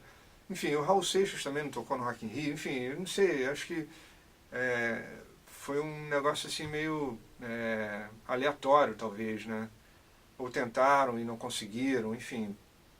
Mas a verdade é que acabou que no Rock in Rio 1 não teve nenhuma dessas bandas que estavam emergindo ali da cena de São Paulo. E o Herbert fez questão de aproveitar aqui no momento para botar isso para aquela mega plateia, para aquela mega vitrine, falar, a gente está aqui porque tem uma galera aí que está gravando fita demo para mandar para as rádios alternativas e tal. Então a gente queria fazer uma homenagem aqui a uma banda de São Paulo, que inclusive escreveu uma música que fala tudo sobre o nosso momento atual, e aí a gente tascou inútil, né, do Traje a Rigor, aquele momento ali onde o Tancredo estava sendo o primeiro presidente civil, né, do Brasil em décadas. Em 84 eu lancei um compacto simples chamado Dengosa, uma música entrou no filme Rock Estrela, inclusive, a produção foi do Léo Jaime, o nome da banda era Front. A partir do Front tudo aconteceu, assim, porque eu fui tocar com o João Penco, os Miquinhos Amestrados, gravei 2 LPs com eles em 85 e 86. Aí o Léo Jaime chamou o Front todo, 3 do Front tocavam com os Miquinhos, eu, Ricardinho e Cadu. Depois o Léo Jaime, os 4 do Front tocavam. Aí depois eu toquei 2 anos com o Léo Jaime, 2 discos, aí o Lobão me chamou para tocar em 1988. E eu gravei 4 LPs com o Lobão, e aí já, assim, 3 do Front estavam também, eu chamei o Cadu e o Nani, e fomos a banda do Lobão durante 3 discos, no último disco eles não estavam, o Inferno e Fogo só eu estava. E isso foi até 91, final de 91, 92, aí eu entrei no Barão. Mas fui convidado a entrar no Barão em 89, e poucas pessoas sabem disso. Foi quando já estava rolando um lance do Dé com o Guto e o Frejá e o Dé e tal. E aí eles me convidaram no Hollywood Rock, o Duda, empresário do Barão, me convidou. Perguntou se eu queria entrar no Barão e tal, naquele momento que o Dé estava saindo. E eu falei que não dava, porque eu estava no meio da turnê com o Lobão, a gente vendo de um disco gravado em Los Angeles e um disco ao vivo no Hollywood Rock, naquele mesmo Hollywood Rock que o Barão fez antes do Lobão. Foi nesse evento que eu fui convidado. E aí eu falei que não estava no auge da turnê, com a minha galera toda, não tinha como parar aquilo, mas as linhas vão sendo escritas às vezes de uma maneira que você não imagina, né? Entrou o Dade, que é um ídolo meu também, no Barão. Eu sempre fui fã do Dade porque eu era muito fã da Cor do Som. Eu ouvia a Cor do Som o dia inteiro, eu ouvia os baixos do Dade com o Moraes, com o Pepeu, os Novos Baianos e tal. As coisas que eu escutava, né? Secos Molhados, Novos Baianos, de música brasileira, assim, tal. 14 Bis, Moraes, Pepeu, Caetano, Gil. Basicamente isso de música brasileira, Rita Lee, Raul Seixas, claro. Então, a partir desse convite feito pelo Barão, eu fiquei com aquilo na cabeça, mas eu continuei a turnê com o Lobão, gravei mais um disco. E aí em 92, quer dizer, o Dade entrou no Barão nessa época, e gravou Na Calada da Noite. E quando acabou Na Calada da Noite, eles começaram a excursionar com o disco Na Calada da Noite. Só que no meio da turnê do Na Calada, o Barão completou 10 anos de carreira. E nesses 10 anos, da turnê dos 10 anos, durou 1 ano. Metade da turnê foi com o Dade e metade já foi comigo, porque em fevereiro de 92 eu comecei a ensaiar com o Barão. Esse convite foi feito de novo num domingo. Não, na verdade, num domingo o Lobão falou que ia parar com banda e ia fazer só voz e violão. Nesse domingo foi o dia que foi o meu último contato profissional com o meu amigo Lobão. Na segunda-feira eu soube que o Dade tinha saído do Barão, que eu ia ser chamado de novo. Eu soube disso no Real História, no Baixo Leblon, pelo Ricardinho Palmeira, pela galera que eu já conhecia que estava lá. O Lobão, como tinha falado isso, ele tinha falado assim na mesa do Real História: gente, se vocês souberem de algum trabalho, alguma coisa e tal, vocês podem me indicar, por favor. Aí falaram nessa mesa: cara, o Dade saiu do Barão, você vai ser convidado. Aí eu falei: é mesmo? Aí não dormi essa noite. No dia seguinte recebi um telefonema de Guto Goff, em seguida do Frejá me convidando, e faço parte do Barão Vermelho até hoje. Só que quando eu comecei a ensaiar com o Barão, já no dia seguinte que eles me ligaram, o Dade já tinha ensaiado 5 músicas dos Supermercados da Vida, E aí abandonou o equipamento no estúdio, não abandonou o Barão, já tinha avisado. Mas deixou o equipamento dele fora o baixo, deixou o amp e tudo. Eu já cheguei no estúdio já com o meu baixo já ligando no amp do Dade e ensaiei 5 músicas que ele já tinha ensaiado e fizemos mais, foram 14 músicas do Supermercados da Vida. Os arranjos todos das outras músicas eu participei. E a partir dali eu tive que ensaiar e tirar e fazer as coisas dos Supermercados da Vida, gravar, e ao mesmo tempo peguei uma fita cassete da Rádio Cidade, que tinha um show do Barão, dos 10 anos do Barão Vermelho, tinha muita música emendada, coisa que eu também faço no meu show solo. São medleys emendados e tal, porque era uma turnê comemorativa e tinha muita música e tinha que, para caber muita coisa, tinha que fazer medley. Então eu fiquei tirando em casa, ao mesmo tempo que eu gravava os Supermercados da Vida, a turnê dos 10 anos e fiz a segunda parte, estreiei no Rio. Fiz 2 shows em Minas, só como para testar como é que estava e tal, foi no interior de Minas, não lembro a cidade, na verdade. Um show de prefeitura, assim, mas o show oficial de entrada no Barão foi foi aqui no Rio, no Olímpia. Não, o Olímpia foi em São Paulo, foi o primeiro show que eu fiz. Então existia uma cena underground no Rio, tinha bandas Flávio Espírito Santo, Sangue da Cidade, Flamboyant, Zé da Gaita, que eram uma cena muito bacana, assim, e a gente como adolescente frequentava esses shows alternativos que aconteciam no Teatro Opinião, Teatro Teresa Raquel, eu cheguei a ver Joelho de Porco, cheguei a ver o Made in Brasil, e eu e o Maurício estávamos no colégio com 16, 17 anos e não tínhamos vaga ainda, apesar de já tocar, né? Já tocava bateria e tocava teclado, a gente não tinha vaga nessas bandas, nem nesses shows que a gente ia, que já estavam completas. Aí a gente falou, vamos fazer uma banda nossa, uma coisa nova mesmo, com a garotada mais nova, vamos fazer. Aí começamos com a ideia do Barão Vermelho e ficamos 15 dias assim com uma formação que acabou sendo dissipada, porque a gente era o Tony Roqueiro na guitarra e o Cláudio Caiate no baixo, 2 amigos, e o Tony cantava com a voz muito com areia, assim, tipo aquela coisa meio Johnny Winter, que ele era fã do Johnny Winter. E a gente falou, pô, não é bem isso o lance que ele está procurando, né? Apesar dele ser um ótimo guitarrista e tal, a gente falou, pô, não é bem isso e tal. Ficamos 2 semanas e demos uma parada, o baixista gostava de ver novela, parava no meio do ensaio para assistir novela. Falei, porra, esse conjunto não vai dar certo assim. E aí depois, como a gente era aluno de música da ProArte, que é uma escola de música no Rio, seminário de música ProArte, a gente lá dentro mesmo, o Maurício falou, pô, eu conheço um rapaz que toca baixo aqui, está estudando aqui, é o Dé, vamos convidar ele? Pô, vamos embora, convidamos o Dé. Aí fizemos uma brincadeira lá em trio, pô, deu certo e tal. Continuamos procurando guitarrista. Aí um amigo nosso, que era aluno da ProArte, Edom, falou, pô, tem um cara aqui legal, é o Roberto Frejá e tal, dá uma sacada nele. Aí ligamos pro Frejá, por indicação desse amigo, e fomos num show na Cândido Mendes, que ele estava tocando com os amigos de colégio, não sei o quê. E quando a gente viu, o Maurício até descreve isso no livro do Barão, né? Olhou pro Frejá assim, pô, o cara com aparelho, óculos, tupete assim, cinto hippie, com aquela coisa tipo uma faixa. Falou, pô, esse cara não tem nada a ver com o que eu imaginei que seria o guitarrista da minha banda, né? Porque o rock tem muito essa fantasia, né? De você idealizar um cantor, pô, o cara com bom cabelão, não sei o quê. O adolescente viaja muito nisso, né?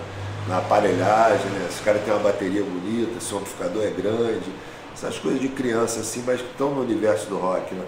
Então, aí ele viu aquele visual e falou, pô, esse cara é estranhão, não sei se é um cara, mas acabou sendo, né? Na hora que a gente viu ele tocando, gostamos, pô, vamos chamar ele mesmo. E uma semana ou 10 dias depois da gente ter esse encontro, eu, Maurício, Dé e Frejá, apareceu o Cazuza por indicação do Léo Jaime, que tinha sido cogitado para fazer um ensaio conosco, mas o Léo já tinha 2 bandas, tinha o Nota Vermelha e o Miquinhos Amestrados. Então ele já estava ocupado pra caramba e viu que o som era mais pauleira do Barão, falou, pô, tem um amigo que eu acho que vai gostar, ele é do teatro, mas falou que tá afim de cantar, gosta de gritar, não sei o que, porra louca pra caramba, vou dar o telefone do Cazuza para vocês. E aí a gente ligou pro Cazuza, combinou um ensaio no Rio Comprido, que era onde a gente ensaiava no apartamento do pai do Maurício, e o Cazuza foi até lá. No primeiro instante assim que a gente tocou a primeira música, a gente sentiu que era a formação definitiva do Barão, assim, né, na época, e que aquilo tinha uma coisa especial. Impressionante a química, assim, né? O Cazuza nunca tinha cantado em banda, a gente também pouco se conhecia, na verdade a amizade ali, só eu e Maurício, que tínhamos um vínculo de víamos estudando juntos, em colégio e tal, mas o resto da turma não se conhecia, então quer dizer, foi um encontro mágico que tinha que ter acontecido, assim, né? Das peças se encaixarem perfeitamente e a gente ter ali naquele momento um quinteto que tinha força para ir em frente. Então, assim, eu já conheci o Jorge, assim, e aí, tudo bem, pá, um cara, gente boa, gente, né, simpático e tal, mas ser apresentado mesmo e começar a conviver foi o Cadu que me apresentou, e daí, logo depois dessa amizade com o Jorge, surgiu os Britos, por conta dessa aproximação do Cadu com o Duque de Abelha, né? E aí várias coisas começaram a acontecer, né? E aí a minha ida com o Barão, pro Barão eu conheci o Fernando, que eu também já conhecia de se encontrar nos lugares, mas não conhecia de conviver, né? Enfim, aí o Fernandão já estava, acho que há uns 7 anos. Eu me lembro de quando eu estava moleque, cara, lá em Maresias, minha irmã tinha uma casa lá, e a novidade que estavam falando na casa é que ia ter um show do Barão no Vitória, em São Paulo, que era uma casa clássica lá, e o Barão não tinha lançado o primeiro disco ainda. Eu me lembro de as pessoas falando do Barão, porque já tinha um underground rolando, tanto em São Paulo quanto no Rio. O Cazuza era um letrista que a gente idolatrava, assim, porque tinha uma forma de escrever totalmente inovadora para o rock brasileiro, né? Ele misturava a coisa da rebeldia do rock com dor de cotovelo, ele gostava de Lupicínio Rodrigues, de Cartola, Angela Rorô, que depois também vim descobrir que era uma compositora fantástica, assim, transcendente, e quando o Cazuza começou a fazer as letras, a gente viu que aquilo era uma coisa muito importante, assim, né? De repente o rock brasileiro saiu daquela coisa dos Mutantes, do yeah, yeah, yeah, yeah, yeah, e o Cazuza falava, vai tomar no cu, acabou yeah. Quando o Barão entrou no rock brasileiro, acabou a coisa do yeah.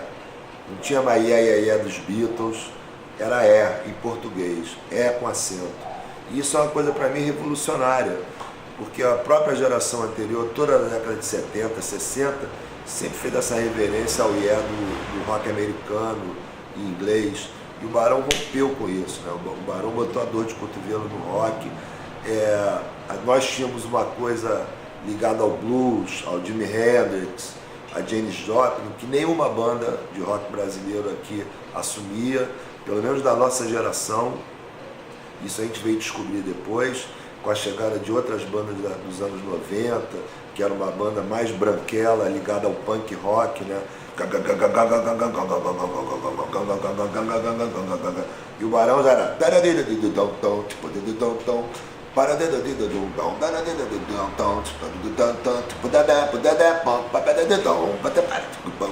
era uma coisa de negro, de riff negro, o Pense Dance, né?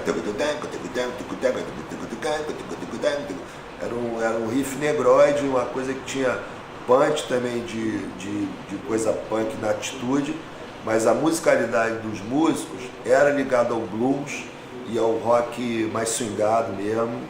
Então, minha ex-esposa trabalhava com o Cazuza como secretária particular dele. E eu toda hora ia visitar minhas filhas em casa, lá na casa dela. E uma vez que eu tô lá, ela falou assim, vem cá, você não vai me mandar uma música pro Cazuza? Eu digo, não sou assim tão íntimo dele mas eu estou trabalhando, todo mundo está mandando música para ele botar a letra. Eu digo, então vou mandar. Aí eu fiz um rock balada, me mandei para ele. Estou num fim de noite, 3, 4 horas, com um amigo, tomando um chopp e tal, lá um bar 24 horas por dia, que ficava aberto, no Leblon. Estou lá e tal, de repente chega o Cazuza, gritando, faz parte do meu show. Eu digo, que é isso? Esse cara tá maluco? Aí ele falou assim, cara, terminei a letra da nossa música, vamos lá em casa buscar. Eu digo, vamos, espera aí que eu já volto. Saiu de lá às 5h30 da manhã, a gente foi para casa dele e ele me deu a letra.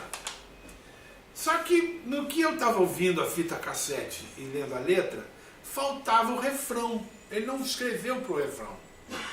A minha composição do rock balada. fui para casa, porque ele já estava dormindo no sofá, não tinha mais jeito para falar com ele. Fui-me embora. No dia seguinte, eu liguei para ele e perguntei, vem cá, faltou aquela parte. Ah, Renato, aquela parte eu não alcanço, é muito alto para mim para cantar. Eu falei, pô, mas eu posso fazer uma parte em cima da tua letra, te passo, se você gostar. Ah, tá. E aí fiz, mandei para ele, tudo bem. O Erva Doce gravou. Foi a última gravação do Erva Doce, foi pela Continental, inclusive. Só saiu num disco mix que lançavam, daquele tamanho, grandão. Acho que nem foi à venda, não sei. Tocou em alguma rádio e tal, mas não aconteceu nada. Acabou a banda e tal. Um ano depois ele me liga. O que você está fazendo? Eu digo, nada. Vem aqui no estúdio da Poligram, aqui na Barra, para ouvir nossa música. Eu digo, vamos lá. Quando eu entro no estúdio e começo a tocar aquela bossa nova, eu falei assim, você está louco, cara? Isso não é minha música. Eu disse, nossa música, cara, olha como ficou linda. Aí quando eu ouvi, cara, eu fiquei assim, boca aberta, um arranjo fabuloso, né? Ele mudou toda a concepção, ele queria gravar uma bossa nova e achou que essa era perfeita para isso. O Erva Doce foi uma banda que eu conheci o Brasil inteiro, quer dizer, os hotéis e os aeroportos e os clubes. E a gente, quando viaja para tocar, né, chega nos aeroportos, vai direto para o hotel, do hotel vai para o local passar o som, aí volta para o hotel para comer, volta para tocar, volta para o hotel e depois para o aeroporto para ir embora. E ao mesmo tempo a gente vivia pedindo para a gravadora, pelo amor de Deus, toca mais música que o disco é ótimo. Aí falou, não, ninguém quer tocar outra coisa que não seja o Erva Venenosa, ninguém quer tocar outra coisa e tal. E acabamos. Quando a gente foi fazer o segundo disco, a primeira frase que o Miguel falou pra gente foi assim, vocês têm outra Erva Venenosa? Eu digo, cara, então vamos fazer um cover, né? Aí mudamos de gravadora, fomos pra BMG junto com o Miguel, que ele foi pra lá.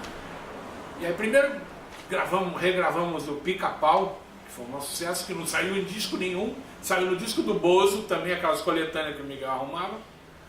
E aí gravamos o terceiro disco, que foi O Amante Profissional, que tem uma história muito engraçada. Quer dizer, engraçada se não fosse meio maluca. O Roberto compôs a música, ele é o compositor, ele compôs a música e era um rock, era pesado, era um rock pesado. A gente ensaiou, tocou em alguns shows e tal, e aí fomos pro estúdio na BMG, que era no mesmo local onde tinham os escritórios dos diretores. Gravamos a música e fomos mostrar pro Miguel, falando, pô, isso aqui vai estourar, não sei o que. Aí o Miguel falou assim, vocês são loucos? Pô, vou fazer sexo. Você não tá maluco, cara? Pô, uma música pesada, você tá maluco? Não, você tem que fazer que nem o Lobão, tem que gravar assim, nhau. Ele detestava o Lobão, mas quando o Lobão estourou, aí todo mundo tinha que fazer igual ao Lobão. Era uma coisa meio doida, né? Mas, resultado, a gente foi pra casa, com a viola no saco, e fomos fazer um show em São Paulo. Ficamos no hotel onde a gente sempre ficava, o Hotel Jandaia. Eu não me lembro o nome da rua, mas é Hotel Jandaia. Que tinha um quarto, que era um quarto duplo, ligado, entendeu? Não tinha porta nem nada, então era um quarto grande, onde ficava a banda toda. E a gente tava ali, aí eu cheguei e falei pra galera, o seguinte, vocês querem chegar em primeiro lugar, na parada, no Brasil inteiro? Aí eu, claro, pô, mas e aí, como? Liga aí o rádio, aí tinha um aparelhinho, a gente começa a tocar, só tocava Que de Abelha, Paralamas, aquela coisa de ska, né? Aí eu falei assim, não, Marcelo, faz uma guitarrinha aí meio ska. Mas pra quê? Para amante profissional, pra entrada do amante profissional. Aí ele fez aquela entradinha, aí eu falei, eu vou fazer um tecladinho que nem aquele do óculos, meio marimba. Vamos fazer aquele blam, blam, aquela coisa assim, e vamos tocar ela meio pop, sem muito peso. Vamos fazer meio pop mesmo. Fomos pro estúdio, gravamos, voltamos pro Miguel, e tivemos uma reunião lá para mostrar para ele, todo mundo, ele botou alto, ouviu, falou, vocês são loucos, cara, essa música não vai dar certo. Isso não existe, vocês não podem falar de sexo, de aluguel, que isso? Vocês estão malucos. Tá bom, voltamos, saímos da sala, estamos voltando para o estúdio, estamos lá conversando, todo mundo desanimado e tal, ainda tinha tempo pra gente, para gravação. A gente recebe um chamado urgente para voltar para a sala do Miguel. Na antessala, estava um dos diretores da Rádio Cidade. Quando a gente saiu, o Miguel chamou ele para entrar. Ele entrou e falou para o Miguel assim, o que estava tocando aqui dentro? Eu quero isso agora! Eu vou estourar isso no Brasil inteiro! Então aí o Miguel, epa, temos um sucesso aqui, né? Daí surgiu isso. É sempre uma coisa meio fora da ordem, né, que acontece. Isso, comecei com o Celso Blues Boy, em 76. Não era nem Celso Blues Boy ainda, era Legião Estrangeira, uma banda que ele tinha, muito legal. Aí depois é que eu conheci o pessoal, tocando com o Jorge Ben, que eu conheci o pessoal. Tocava com Peninha no Jorge Ben, que era o batera, e ele já tocava no Erro. Aí quando o Paul de Castro, que era o baixista, falou, não, eu quero tocar guitarra e violino, que ele tocava violino, né? Era um showman no violino. Aí o Pena que falou para ele, pô, eu conheço o baixista, toca comigo. Aí eu fui, primeira vez, ensaiar com galera que eu já via tocar quando eu era moleque, né? Foi aquela pressão, né? Mas foi legal. E na época estava tudo começando, né? Porque nos anos 70 tinha o rock and roll que era alternativo, né? Era underground, era a tribo que ia, não tinha televisão, rádio, essas coisas. Era um lance mesmo de legião da galera que gostava do lance, que conheciam as bandas. Nos anos 80 não, aí no começo da gente, 81, 82, aí veio o boom mesmo.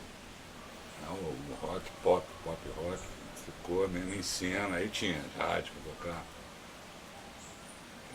Foi o boom mesmo da gravação, começo dos anos 80, até a metade dos anos 80, então foi onde tudo começou. Né? Além do Kiss, a gente abriu o Van Halen, também aqui no Maracanãzinho.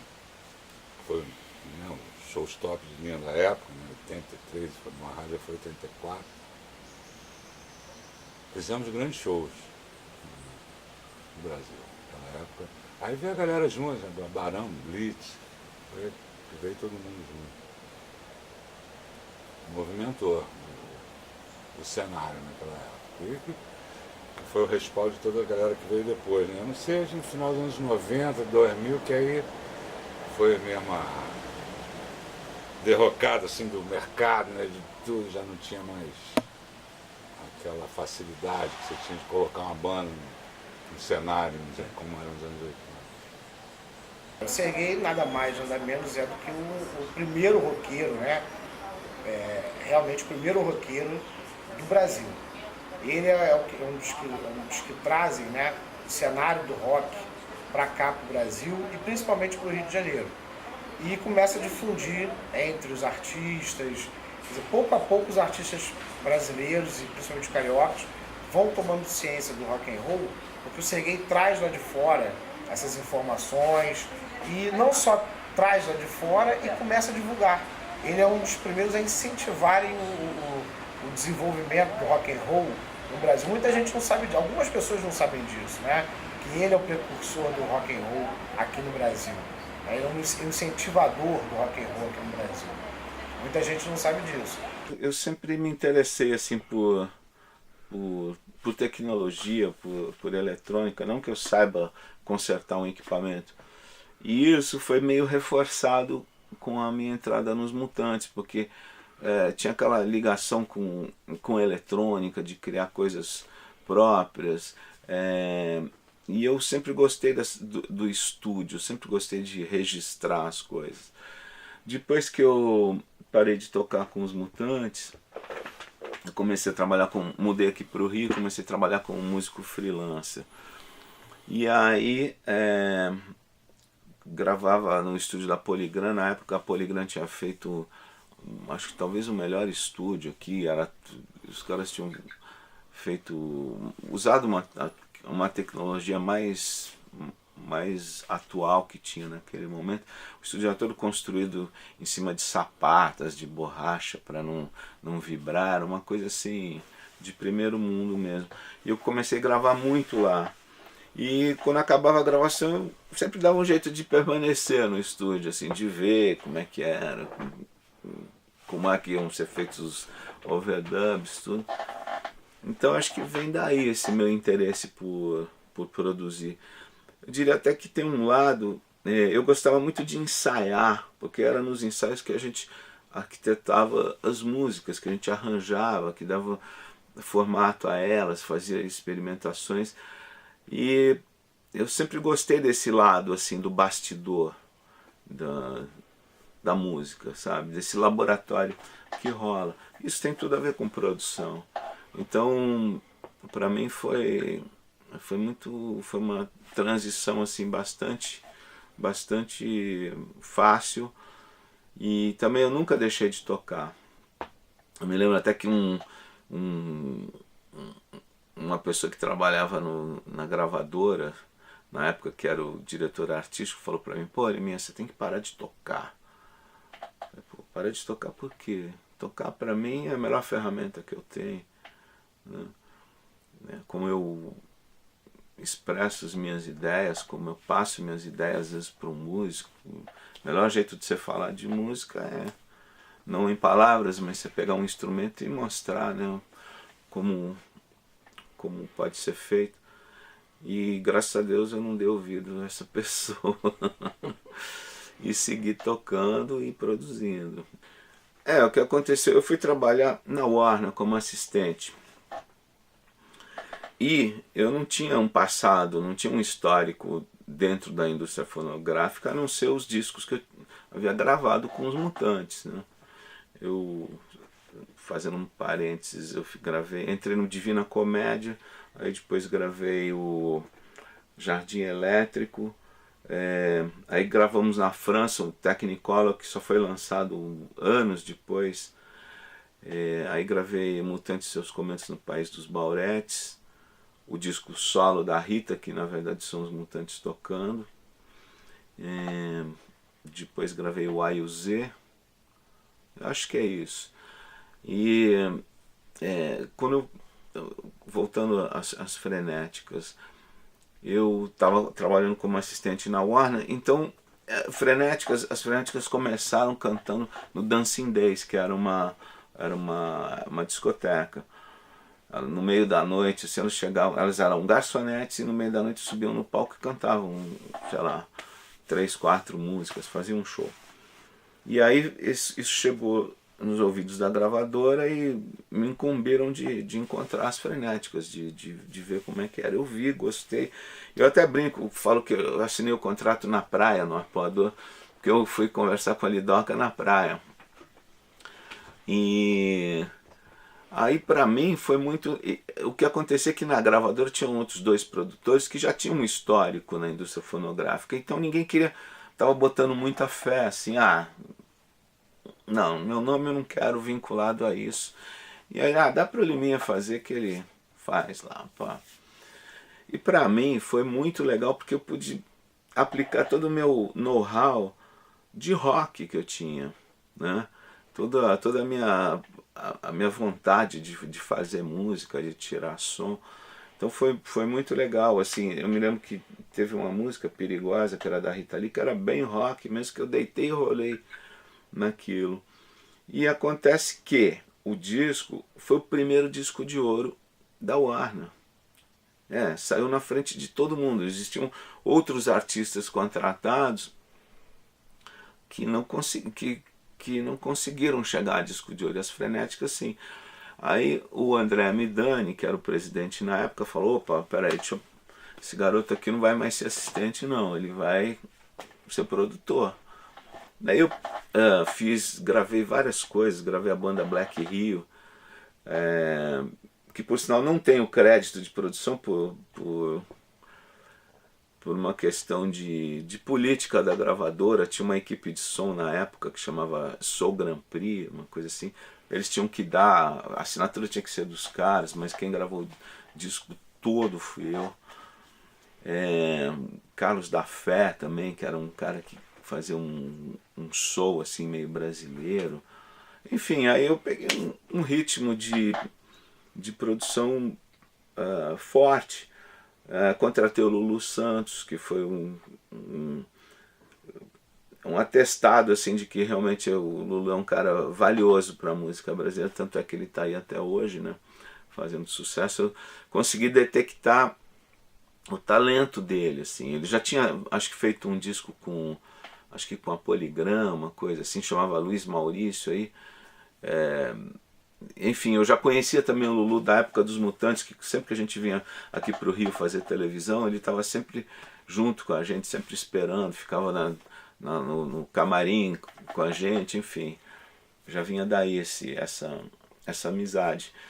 E aí peguei esse ritmo. Aí o Gil tinha acabado de fazer, tinha feito o disco Realce e queria fazer o próximo disco comigo, que foi A Gente Precisa Ver o Luar. Foi o primeiro disco que eu fui mixar fora também, e que para mim foi crucial, porque eu aprendi umas técnicas assim de gravação que me valem até hoje. E aí não parei mais. Produzi, sei lá, 14 ou 15 discos do Gil, incluindo trilhas sonoras, Lulu. Aí peguei um ritmo assim de Ultraje, Titãs, Ira, Kid de Abelha. E fui indo, a década de 80, 90, 2000. Meia-noite no meu quarto, ela vai subir. Ouço passos na escada, vejo a porta abrir.